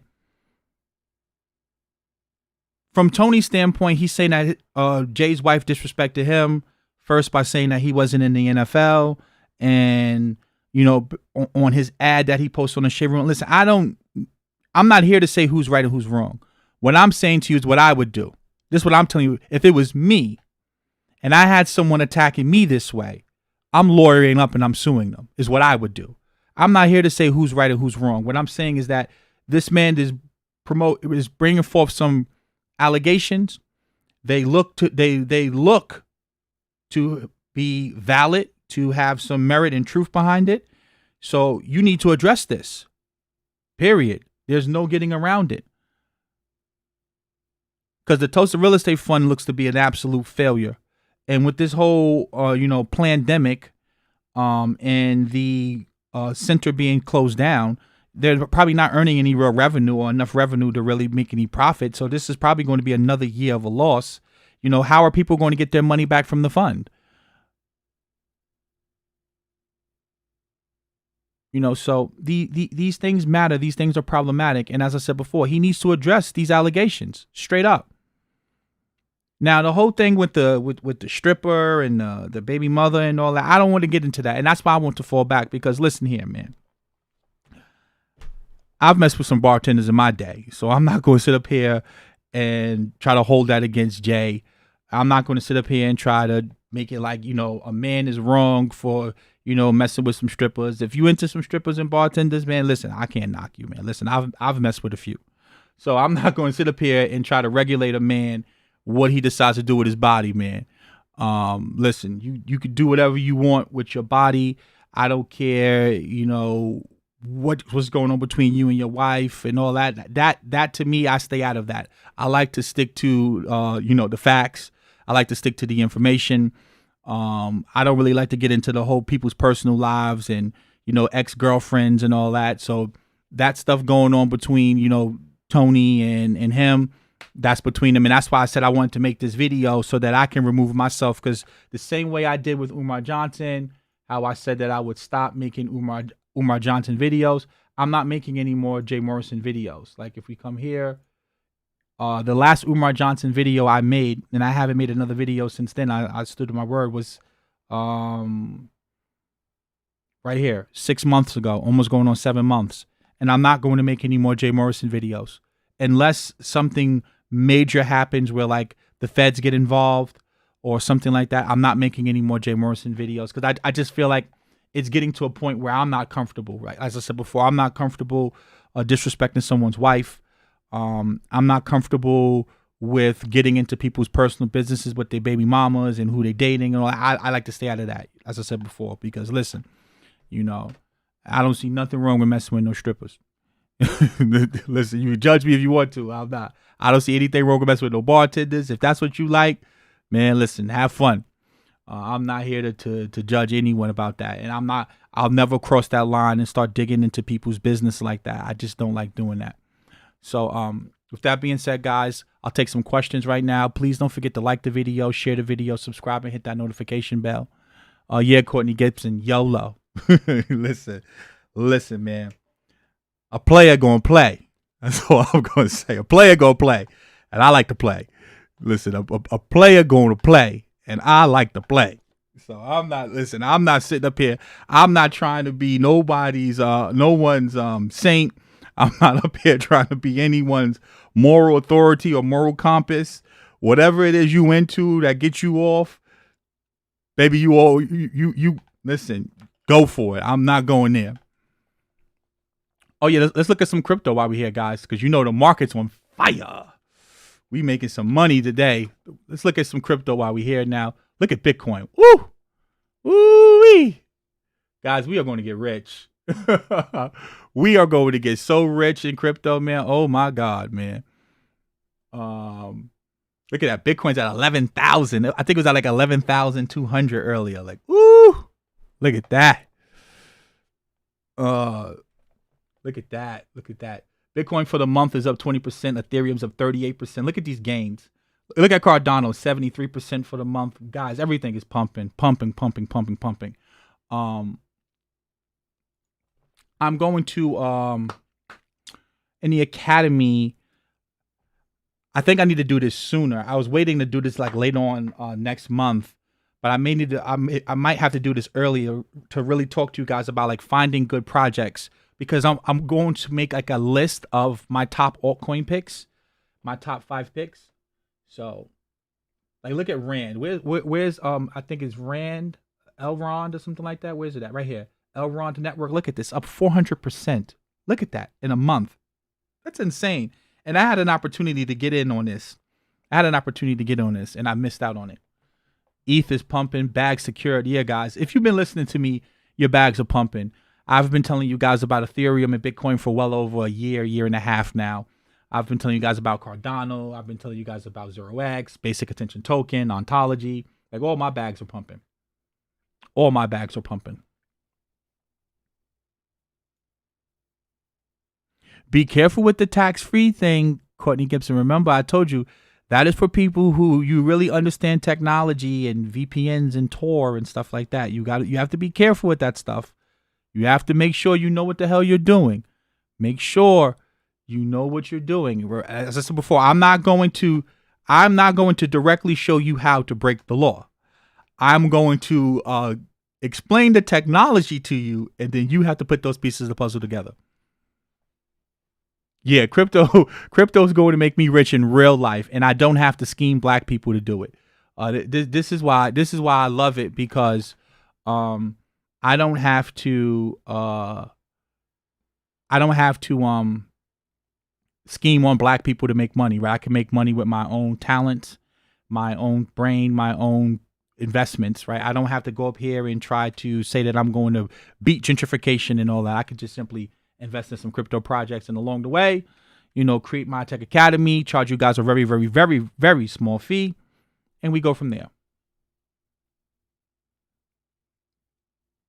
Oh, everything's pumping because, guys, the Fed is printing trillions of dollars every single month after month. This is one central bank. You have to think about it. You have the Central Bank of Japan. You have the Central Bank in China. You have the ECB in Europe. They're all printing money, right? So the world is full of dollars, right? So what happens when the world is full of dollars? That money has to go somewhere, right? Because all of these investors are chasing yield. Like, think about it. When we're talking about the the Blackstone company, they have $167 billion under management. This money has to go somewhere. It can't all go in real estate, right? It can't all go in the stock market. So the next market is crypto, right? It's just the reality. Like, there's more dollars chasing the same assets. So this is why you see Tesla pumping when it shouldn't be pumping. Tesla's not a good company right now, but it's going to pump outside of fundamentals. Why? Because the world is awash with dollars, and then you can lever up. You could borrow at cheap rates. It's going to pump, right? So this is why you see crypto pumping, and it's going to continue to keep pumping, right? It's like, because we're experiencing inflation. We're devaluing the dollar, and then other countries, because we export our inflation, it forces them to have to print more money as well. So you have all of these countries printing and doing bailouts and doing stimulus. Gold is going to pump. Silver's going to pump. Everything is going to pump. And guys, if you've been listening to what I've been telling you, and you've been buying precious metals mining stocks, you've been buying your gold and silver, or you've been playing around with crypto, you're making money. And guess what? The beautiful thing is the bull market hasn't even started yet. The bull isn't even here yet. But we see Grayscale coming.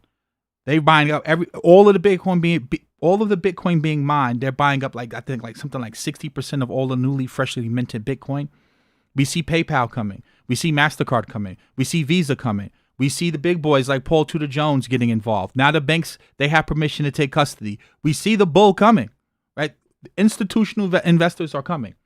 The overall market cap's only $327 billion. Tiny. This is a baby. I'm telling you guys, we are at the beginning of the internet 2.0. We're at the beginning.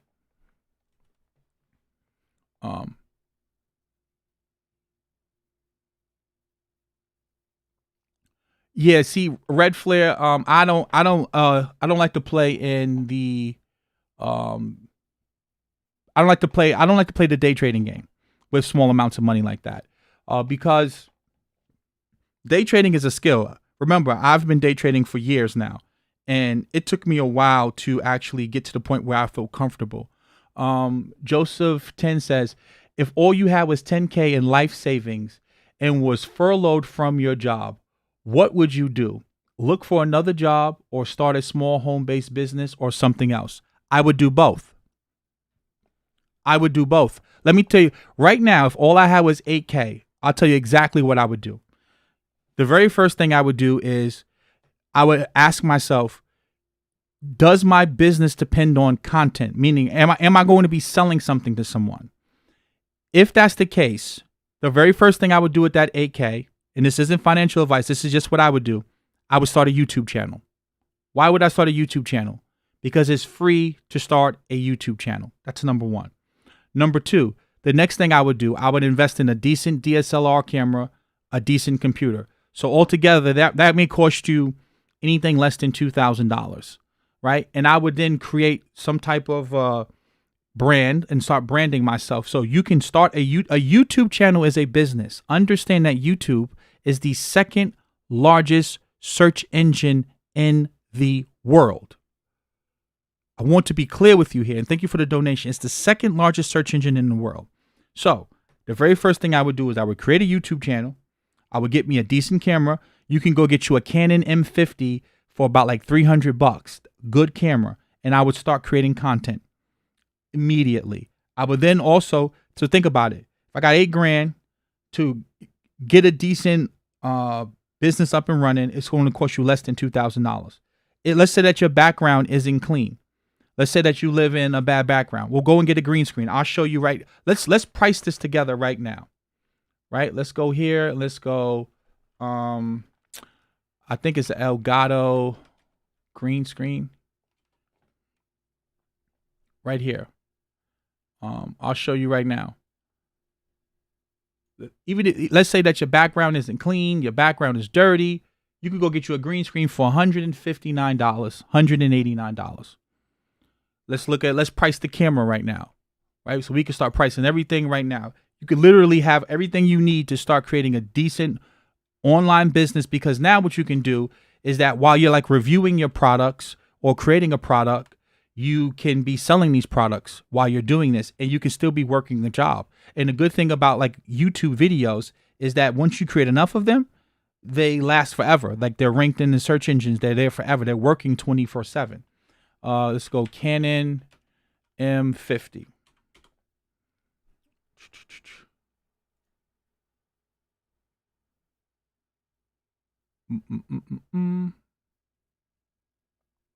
Let's see something. Let's see if we can find the camera M50, Canon M50, right? So I know at Best Buy they have a deal. So now look at this. We have our green screen, and now we have the Canon M50, right? This is $600. If you go to Best Buy, they have a $150 rebate on this camera. So now we have a green screen, we have a camera. Even if you can't afford this, we can get a Logitech webcam, like what I'm using right now.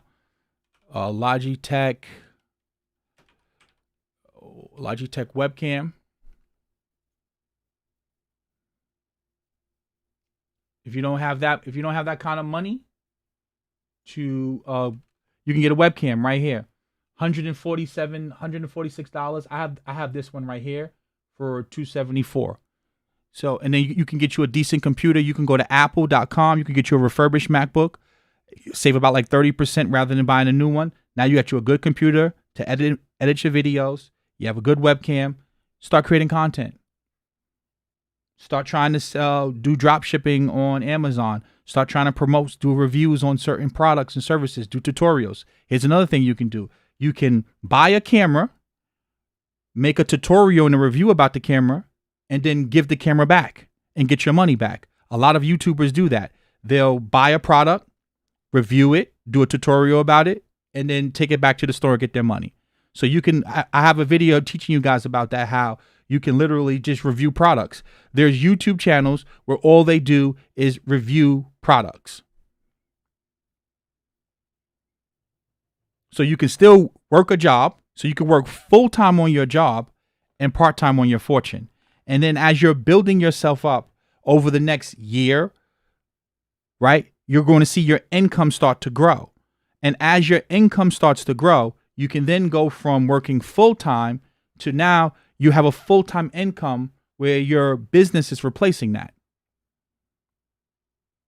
Problem solved.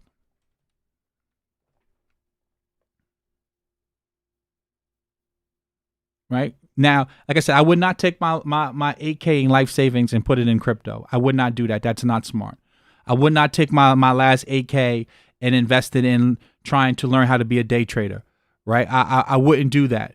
I would start small. See, this is the problem with a lot of you, is that you get to the point where you're desperate, you're in the desperation mode, and you make irrational decisions. I'm not putting $8,000 in crypto. I'm not putting $8,000 into someone's course. I'm not doing that. I'll buy a course for like $50 to learn how to maybe get better at marketing. I'll buy a course for like, $100 if it's going to teach me how to make to do SEO for my YouTube videos. But I'm not going to take $8K and put it into, learning how to day trade. I don't think that that's smart at all. especially if you don't have a job. Now, once you get a job, follow me here now, right? Because remember, you have to be a 3-dimensional thinker. Okay, if I get another job and I'm making money, then yeah, I'll go and I'll start trying to invest in learning how to trade, or learning how to invest in crypto, or learning how to day trade stocks once I secure another job. But until you secure another job, you don't have no business trying to invest in anything. You should be trying to start small. And as I said, the easiest thing to do and create is a YouTube channel, because it's free and it's damn sure profitable. Doing small investments makes sense. And then, as I said before, trial and error. See, one thing you have to understand, it took me years to get successful. You know how many different business opportunities I've been a part of? How many different network marketing companies I was in and affiliate marketing companies I was in? Remember, I told you I started with network marketing, got burned in a real estate deal, almost lost a ton of money in that. Then I went to affiliate marketing. Then I tried to start trading, lost money, blew my account in trading twice. Then went back to affiliate marketing. Then went into trading Forex. Didn't really like trading Forex. And then then I started playing with binary options on Nadex. Got burned there. Didn't like the binary options in Nadex because those things sucked. I also got burned in the scam binary options where, like with the time, right, with the time-based binary options, the G options. Then I got into futures trading. That's when I really found my mark. But prior to that, I was in Wake Up Now. I was in Visalis, which is a network marketing company. I was in Ambit Energy. I was in Power Network. I sold products on JVZoo. I sold products on ClickBank. I sold T-shirts with Teespring. Like literally, I've tried a lot of different things, and eventually I stumbled upon something that I really liked and that was profitable for me, which was day trading futures, which was easy for me, right? But it took me a while to get to where I was at. Like I didn't get there overnight. Like this is a 12-year journey to me getting to where I am today, and I think a lot of people they miss that. It was a bunch of 2 steps forward and 1 step back. Or you think you figured it out, Wake Up Now is going well, then Kirby disappears with everyone's money and the company shuts down. I made it all the way up to, I think I was founder 5 in the company. I had a $1,200 or $1,600 residual, and then boom, out of nowhere, the company just went up and left. And Power Network is going really well, and then David Wood has a mental breakdown and the company basically falls apart, right? So, I was doing a whole bunch of black hat SEO with ranking my blogs. Then Google changed the algorithm and started banning all my backlinks, and all my blogs that was making me AdSense got shut down. That's just what happens with business. I had a tool where I could scrape everyone's user IDs on Facebook, and I can target people by their last name. And I was selling T-shirts saying I'm a Johnson or I'm a Reyes. Basic, simple T-shirt, but I was targeting everyone with the last name Reyes, and I was selling T-shirts saying I'm a Reyes. Guess what? It was working phenomenally. Then I got the bright idea. I'm going to just basically copy and paste every T-shirt design, every logo design from the NFL store. I'm going to copy that and do that with Teespring. Well, then one day I woke up and I had a cease and desist letter from the NFL, and they basically froze my ads account on Facebook, and I had to stop doing that. Beyonce came out with Surfboard, right? Surfboard. I created a T-shirt on Teespring, #Surfboard. I sold 5,000 of those T-shirts. Next thing you know, I had a lawsuit in the mail, right? Copyright infringement, right? So it happens. You're going to go through different iterations. You have to just try things, right? It's not going to be just a one-size-fits-all solution. That's why I said start small. Start with a YouTube channel. Start with something that you can slowly test and see if it makes sense. Because if it doesn't, at least you're not in it for $8,000, right? You may be in it for $1,500 or $1,000. You're not putting your all into it. So you can walk away from it if it doesn't work. Like when I was doing T-shirts on Teespring, the only thing I was really spending money on is I was paying a person on Fiverr to do the PSD design, and then I was paying for the ad spend. So I may spend $300 on ads for a T-shirt. If it worked, great. Programming, 100% programming is where it's at, 1,000% across the board. But remember, with our coding bootcamp, because all of the videos are done for the coding bootcamp right now, as far as the introduction is concerned, the first week. What you're going to understand with programming is it takes time to learn programming. To be a good computer programmer, it's going to take you easily 6 months to a year to really be proficient, and at the point where you can really start commanding like money with it. It's going to, but it's very lucrative and very profitable. You know, you can go to Udacity or like Udemy or like just take some like tutorials on YouTube and eventually learn how to be a good programmer. So that's very, very profitable. But again, that learning curve is steep. That's not something that's easy to do, right? It's easy to start a YouTube channel.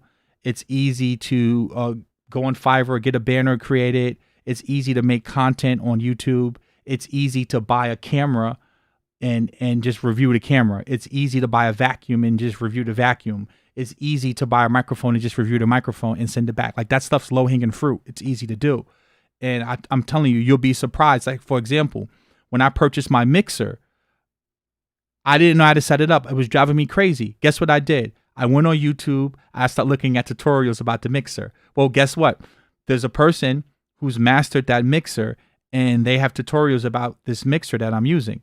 And so guess what? Every 5 minutes, they had an ad on their video. So they were making money from AdSense. And then they had Amazon links in their description. And every time I clicked on that link, I would get cookied. And if I purchased anything, they would make money, right? So it's important to think about that. What else is here?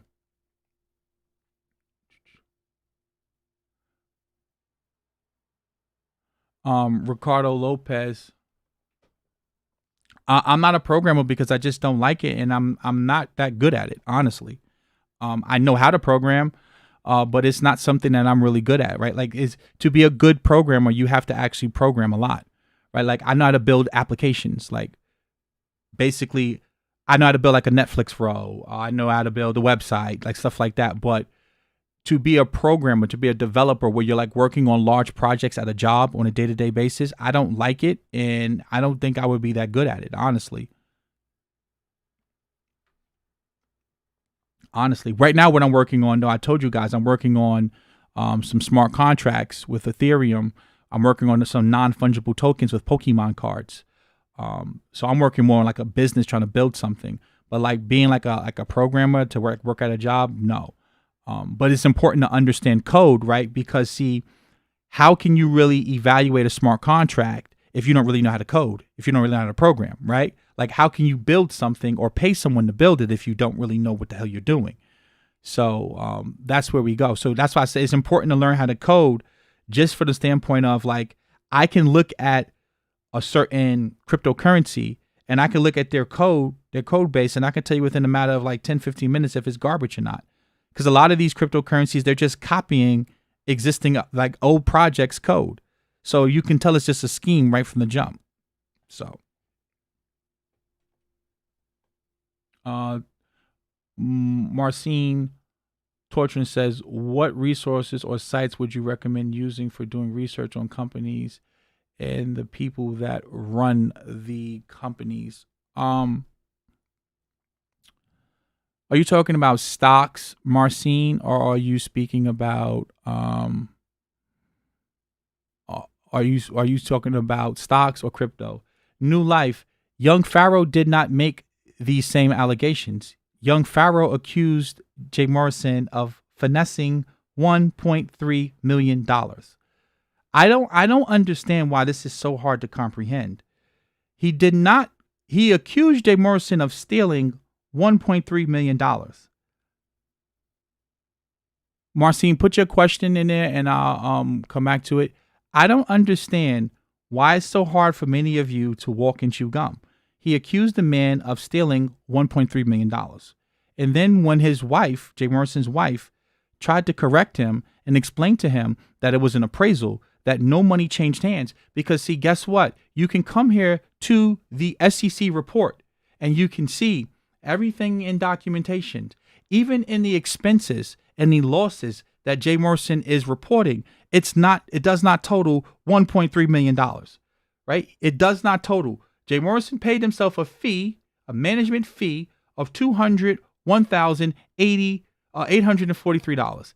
That's not $1.3 million. Here in 2018, he paid himself $182,935. They're not the same thing. They're not. And when you go out here and you slander a man and you accuse him of stealing $1.3 million, what you are doing is you're opening up the door now for him to vindicate himself and say, see, look, guys, all these people are just hating on me. Truth matters. Because if you can get something that simple wrong, now you have to start asking yourself, he's telling you drain the swamp. He's telling you to vote for the Republicans. He's telling you he knows about DNA and RNA. If he can't get something that simple correct, and after the wife tries to correct him, he's not man enough to say I made a mistake, then why the hell are you listening to him? Common sense.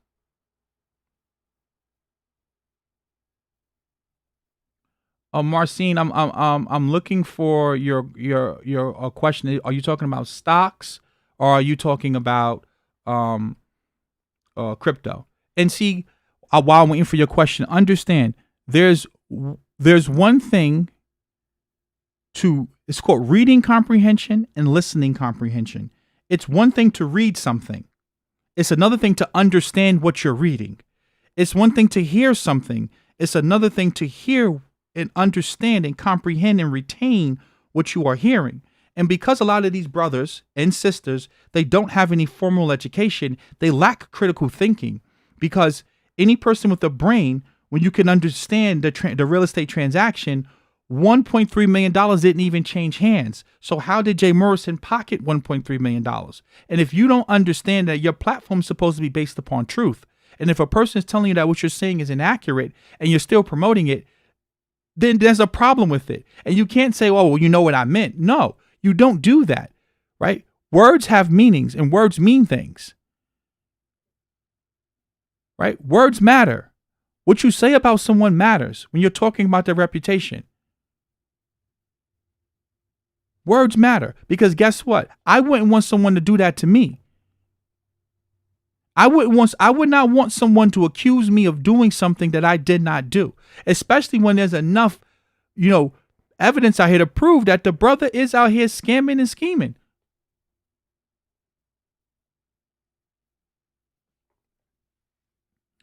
I want to learn Forex.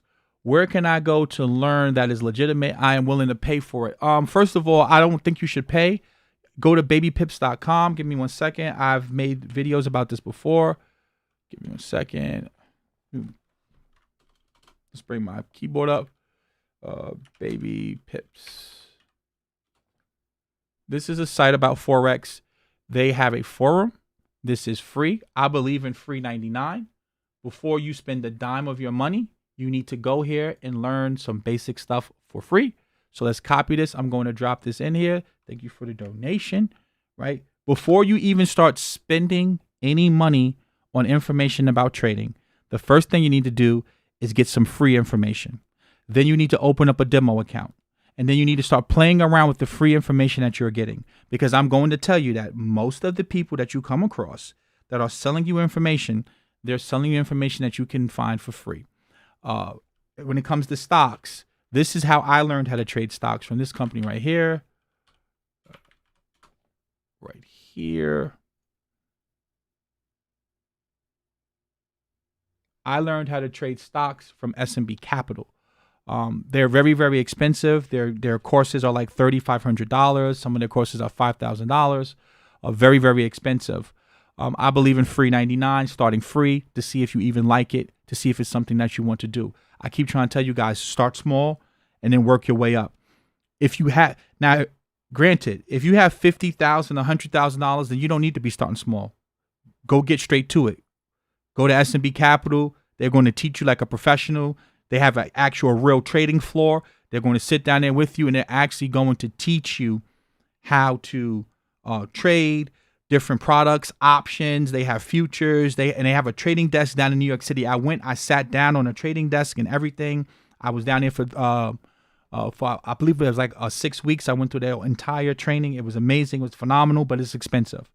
Guys, good information will cost you, right? But you don't see them. They're not driving Lamborghinis. They're not on the beach. They're not talking about buying back the block. They don't have on gold shoes. They don't have half-naked women. No, they're showing you about trading. They have a YouTube channel as well. Give me 1 second. I'll pull up their YouTube channel for you. If we come here, like they're about trading. S&B Capital. They've been around for well over 10 years. I remember I first came across them when they were doing Wall Street Warriors. There was a documentary, as you can see here.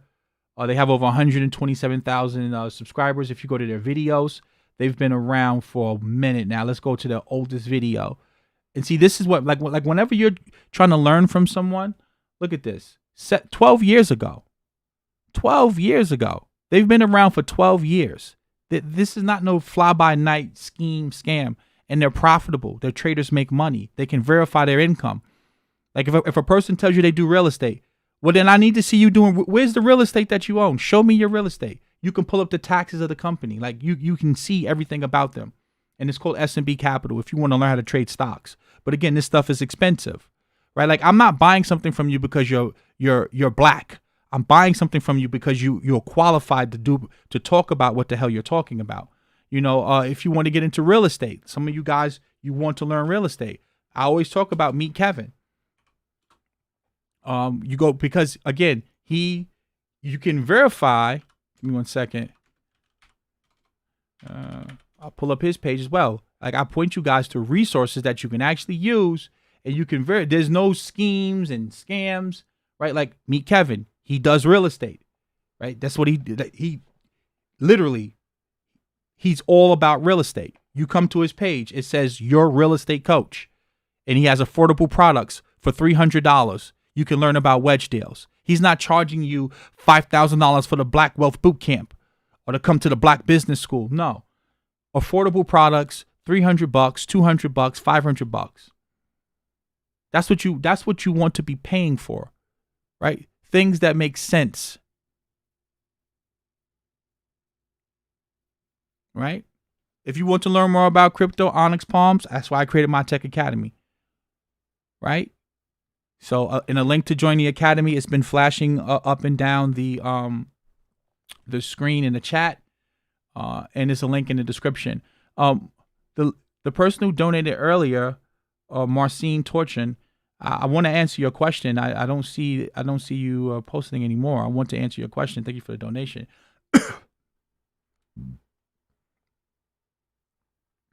I want to answer your question. I'm waiting for you to post again. It's especially nefarious because I remember Vlad saying he wouldn't invest in the fund, but he wouldn't say why. Now I'm sure he saw those manager fees. Yeah, of course. But see, you have to understand, Vlad is like myself. You learn business by doing business. You learn business by doing business. And once you've done enough business and you've come across people like Jay Morrison, the Polites, and the Umars, you can see right through them in a matter of minutes. Like I can sit down and talk to a person, and I can tell within a matter of minutes if they actually even know what the hell they're talking about. Because like some people, they're very smart, but they're just not good at articulating their thoughts, but they're smart. So you have to like actually sit down with them and listen to them and kind of like pull it out of them. And then you have people like Jay Morrison, they're very articulate, but the way that they use certain words in terminology, you can tell that they're not using it in sequence. Like they're using it it's called like non sequitur. They're using a bunch of big words, but they're using them in the wrong context. So when I listen to him, I can tell like, okay, what he's saying, he's just throwing a bunch of words at me and terms at me, but he doesn't know what the hell he's talking about.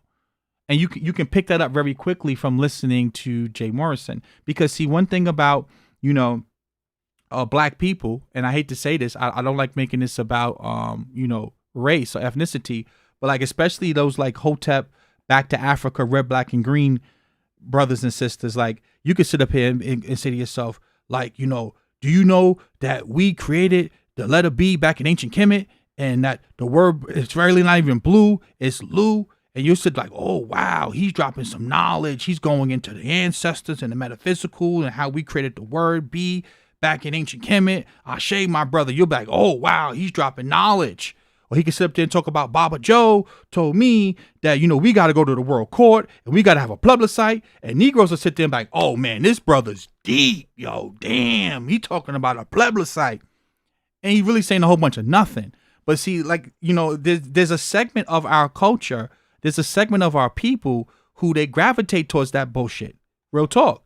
And like a person like me, if I come around and I start talking and speaking, you're going to say, oh, he's moist, or he's a coon, or he's Uncle Tom, or he's an agent, right? Like, in my whole life, You can verify my entire life. Like I played ball at Rice High School, went up to Proctor Academy. Like I'm not connected to no like law enforcement or anything, but you'll call me an agent. You can verify my entire life. You can't verify Brother Polite. You don't know where the hell Brother Polite comes from. You don't know what Brother Polite has. You don't even know his real name. Like some people say it's Michael Noah. You don't know nothing about him. He's not the agent. He's legit because he's into polygamy and he's into ancient Kemet. So he's legit. But me, you can verify everything about me because I was ranked in the country. I played ball. Like you can look me up. Oh no, me, I'm a coon. I'm an agent. I'm Uncle Tom. Like it just it just boggles my mind. Like who is Umar Johnson? Where did he work? What schools did he go to? Like who is he? His name's not Umar Johnson. So what the hell is he? Right? But him, oh man, you know, like he's spitting that deep stuff, that Pan-Africanism. Come on, man. It's just foolish. It doesn't make sense. Right? But I'm an agent.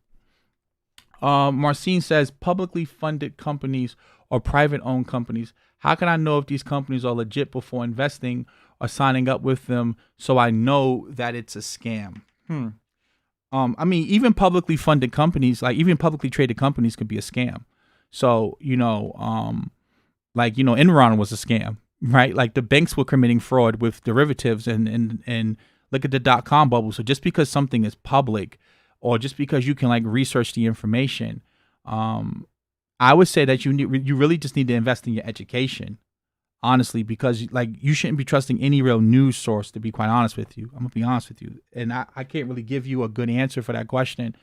I would say that you really need to invest in your skills to really know what is a good company and what is a good product, because we hear about think about these pump and dump stocks, just because a company's listed on a stock exchange doesn't mean that it's a legit company. So, I mean, I got burned in rare earth metals and 3D printing stocks. I remember I was buying, I never forget the company, it was MCP, Molly Corporation, and AVL, Avalon Resources. And they were listed on a stock exchange. They were talking about all these rare earth metals. The stock went from $4 to $80 and crashed and went to zero. So you have to be very, very careful with that. So I wouldn't recommend any particular news source just because a company is, publicly traded. I would say that it really boils down to you just understanding what you're investing in. And I think that a lot of people, they miss that point. You need to invest in knowledge for yourself of really knowing how to evaluate companies and evaluate opportunities so that you can understand what you're investing in. That's the only advice I can give you, because I mean, you can access Bloomberg if you want.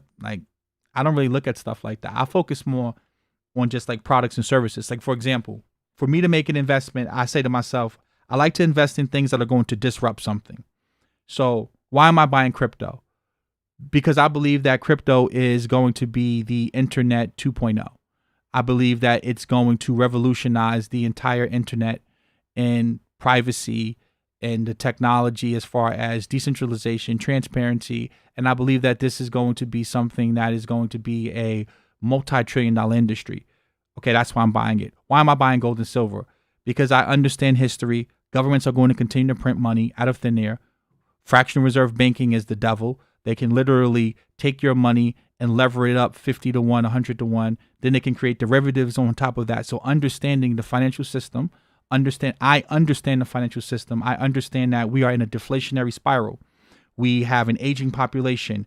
AI and technology is naturally deflationary. We are exporting jobs. The only way to get out of deflation is with inflation. What does that mean for precious metals? That means that the prices are going to go up. Well, guess what?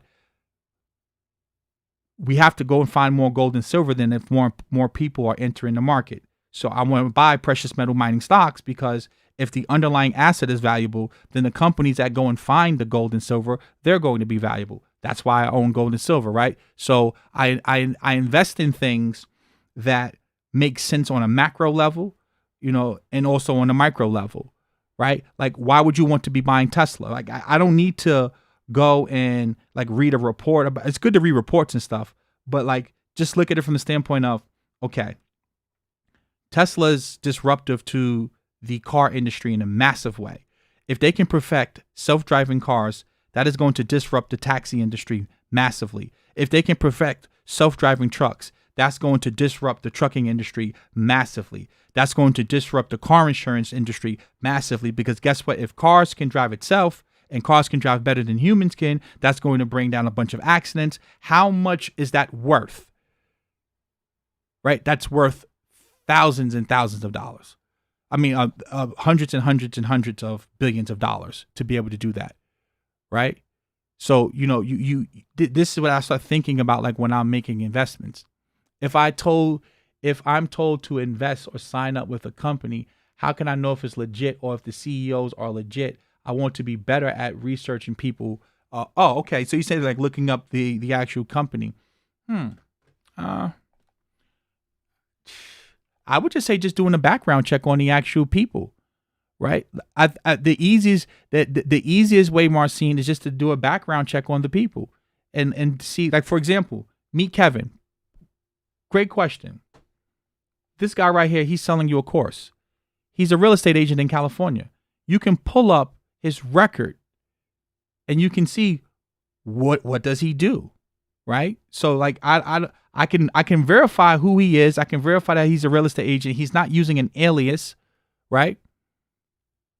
So it's very easy to do. Just do a background check on a person. Like look at their pedigree. What actually have they been involved in for the past few years? Like when you look at Brother Polite, what makes you think that he's qualified to teach you about real estate?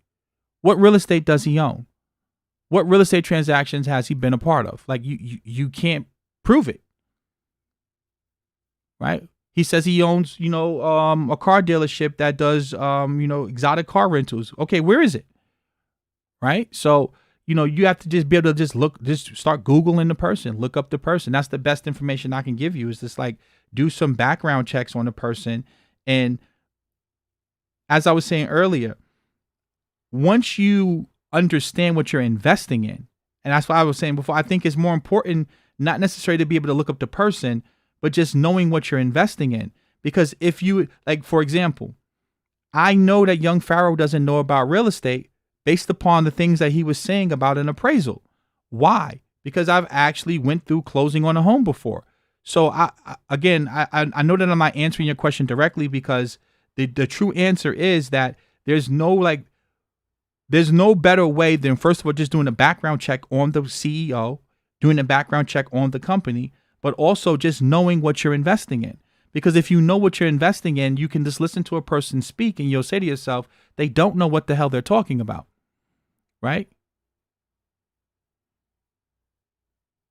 Right? Like you'll know immediately just based upon the way they're talking. Like when Jay Morrison starts talking about going to the world court and plebiscites, I automatically know he doesn't know anything about reparations, right? Because Yvette and Tone, they've laid out the blueprint of how to get reparations.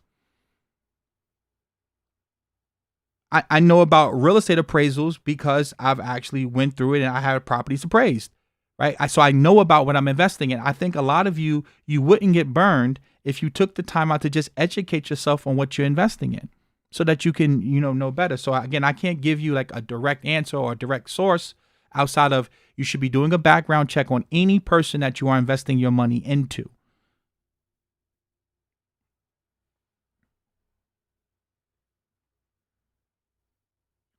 So Brooklyn Black says, corny dude, but actionable advice. Thank you. I appreciate the fact that you think I'm corny.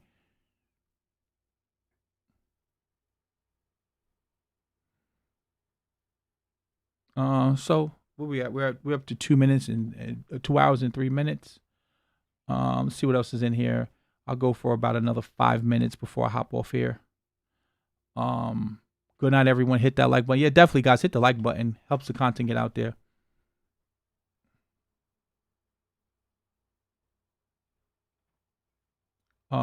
Would you debate young Pharaoh and bring your receipts forward? As I think it's important. Young Pharaoh never backs down. So let's see if he really will debate anyone. What will we be debating, New Life?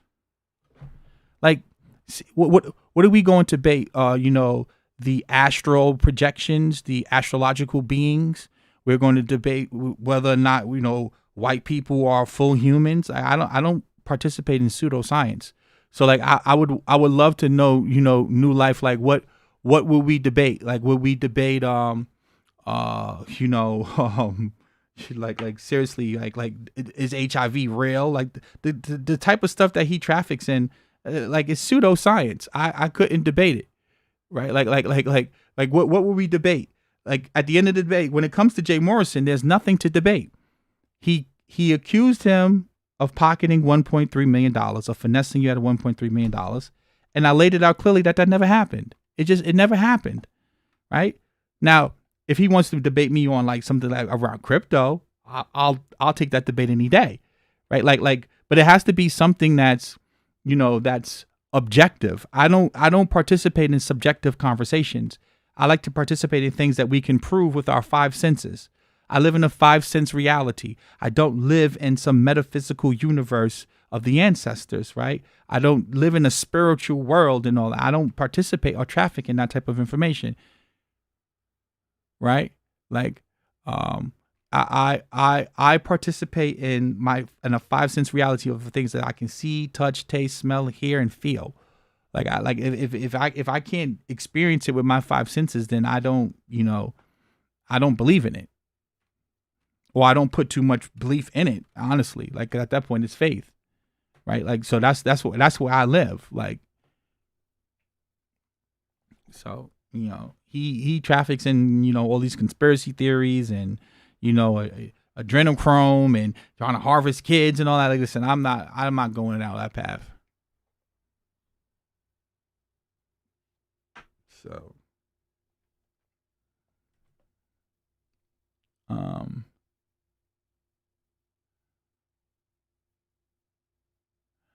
I would encourage you, if you want to learn about taxes with crypto, is just go get a tax professional. I'm not a tax professional at all. As I said before, if you want to get away from KYC and you want to make your crypto private, I tell you guys, you need to be utilizing a VPN, utilizing DEXs, and utilizing the Tor network and the Tor browser. That's for you to go and study that stuff. I'm pointing you in the right direction of how you can get around that type of stuff. It's up to you now to go and study the technology, because I don't want to be held liable legally for trying to help you break the law. So I think the bull market is going to last for a good 3 to 5 years, Courtney Gibson. I believe that we're not even in a bull market yet. Just when you understand technology, when you understand what's happening right now with the powers that be, when you understand deflation, listen, money works until it doesn't. And because we live in a first world country, we don't know what it's like to experience hyperinflation. We don't know what it's like to go to the ATM and the ATM stop working. We don't know what it's like to, have, 40% inflation in a day like Venezuela or Lebanon. We don't know that, right? We don't know what it's like to live underneath an oppressive government, in a place like, Tehran or Iran. We don't know that. And a lot of us as Americans, we are due for a rude awakening. And Andreas, he speaks about that. Like you don't know what it's like to live in a country where like you literally have to get up in the middle of the night and flee because, extremists have taken over your country. And we see these things happening now in our country. We see the middle is being hollowed out. You can't just think about like a young pharaoh. Why does a young pharaoh even exist?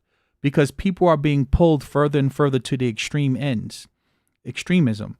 Like you don't really meet a lot of like people who are in the middle anymore. Most people, it's either black or white, right? It's either you Republican or you're a Democrat, or you just completely hate the system, right? Like both parties. Like most people are extremely polarized. There's no middle anymore, right? You can't really have like intelligent conversations anymore with people, because everything's hyper emotional, and it's either like you love crypto or you hate it, you love gold or you hate it. Like there's no in between.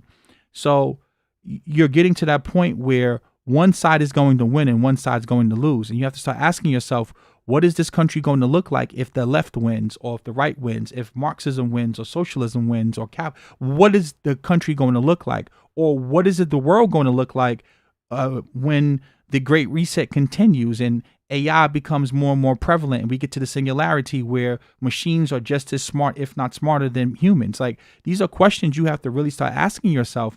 What is the world going to look like when we get to that point? So, you have to really start thinking about those things. Like these are things that's going to actually, shape the future. So, and maybe these things are being influenced because of technology, and because everyone has a device now. We're so much connected that we're hyper emotional to everything and hypersensitive. Like, all of these things matter, right? So, these things matter. But guys, we're coming up on 2 hours and 10 minutes. I'm going to leave the video here. We've been talking for quite a long time. Please like the video, share the video, subscribe, hit the notification bell. Thank you to everyone who donated. I appreciate it. If you feel like I didn't answer your question enough, you can shoot me an email or shoot me a DM. A link to my Instagram is in the description below. Make sure you join the mailing list to get notified anytime when I'm going live, because sometimes YouTube doesn't send out my notifications. If you're interested in learning more about crypto, blockchain technology, we have My Tech Academy. We have a free 7-day trial. You can go in there and test it out. And with that being said, guys, I'll see y'all tomorrow. Have a blessed and beautiful evening.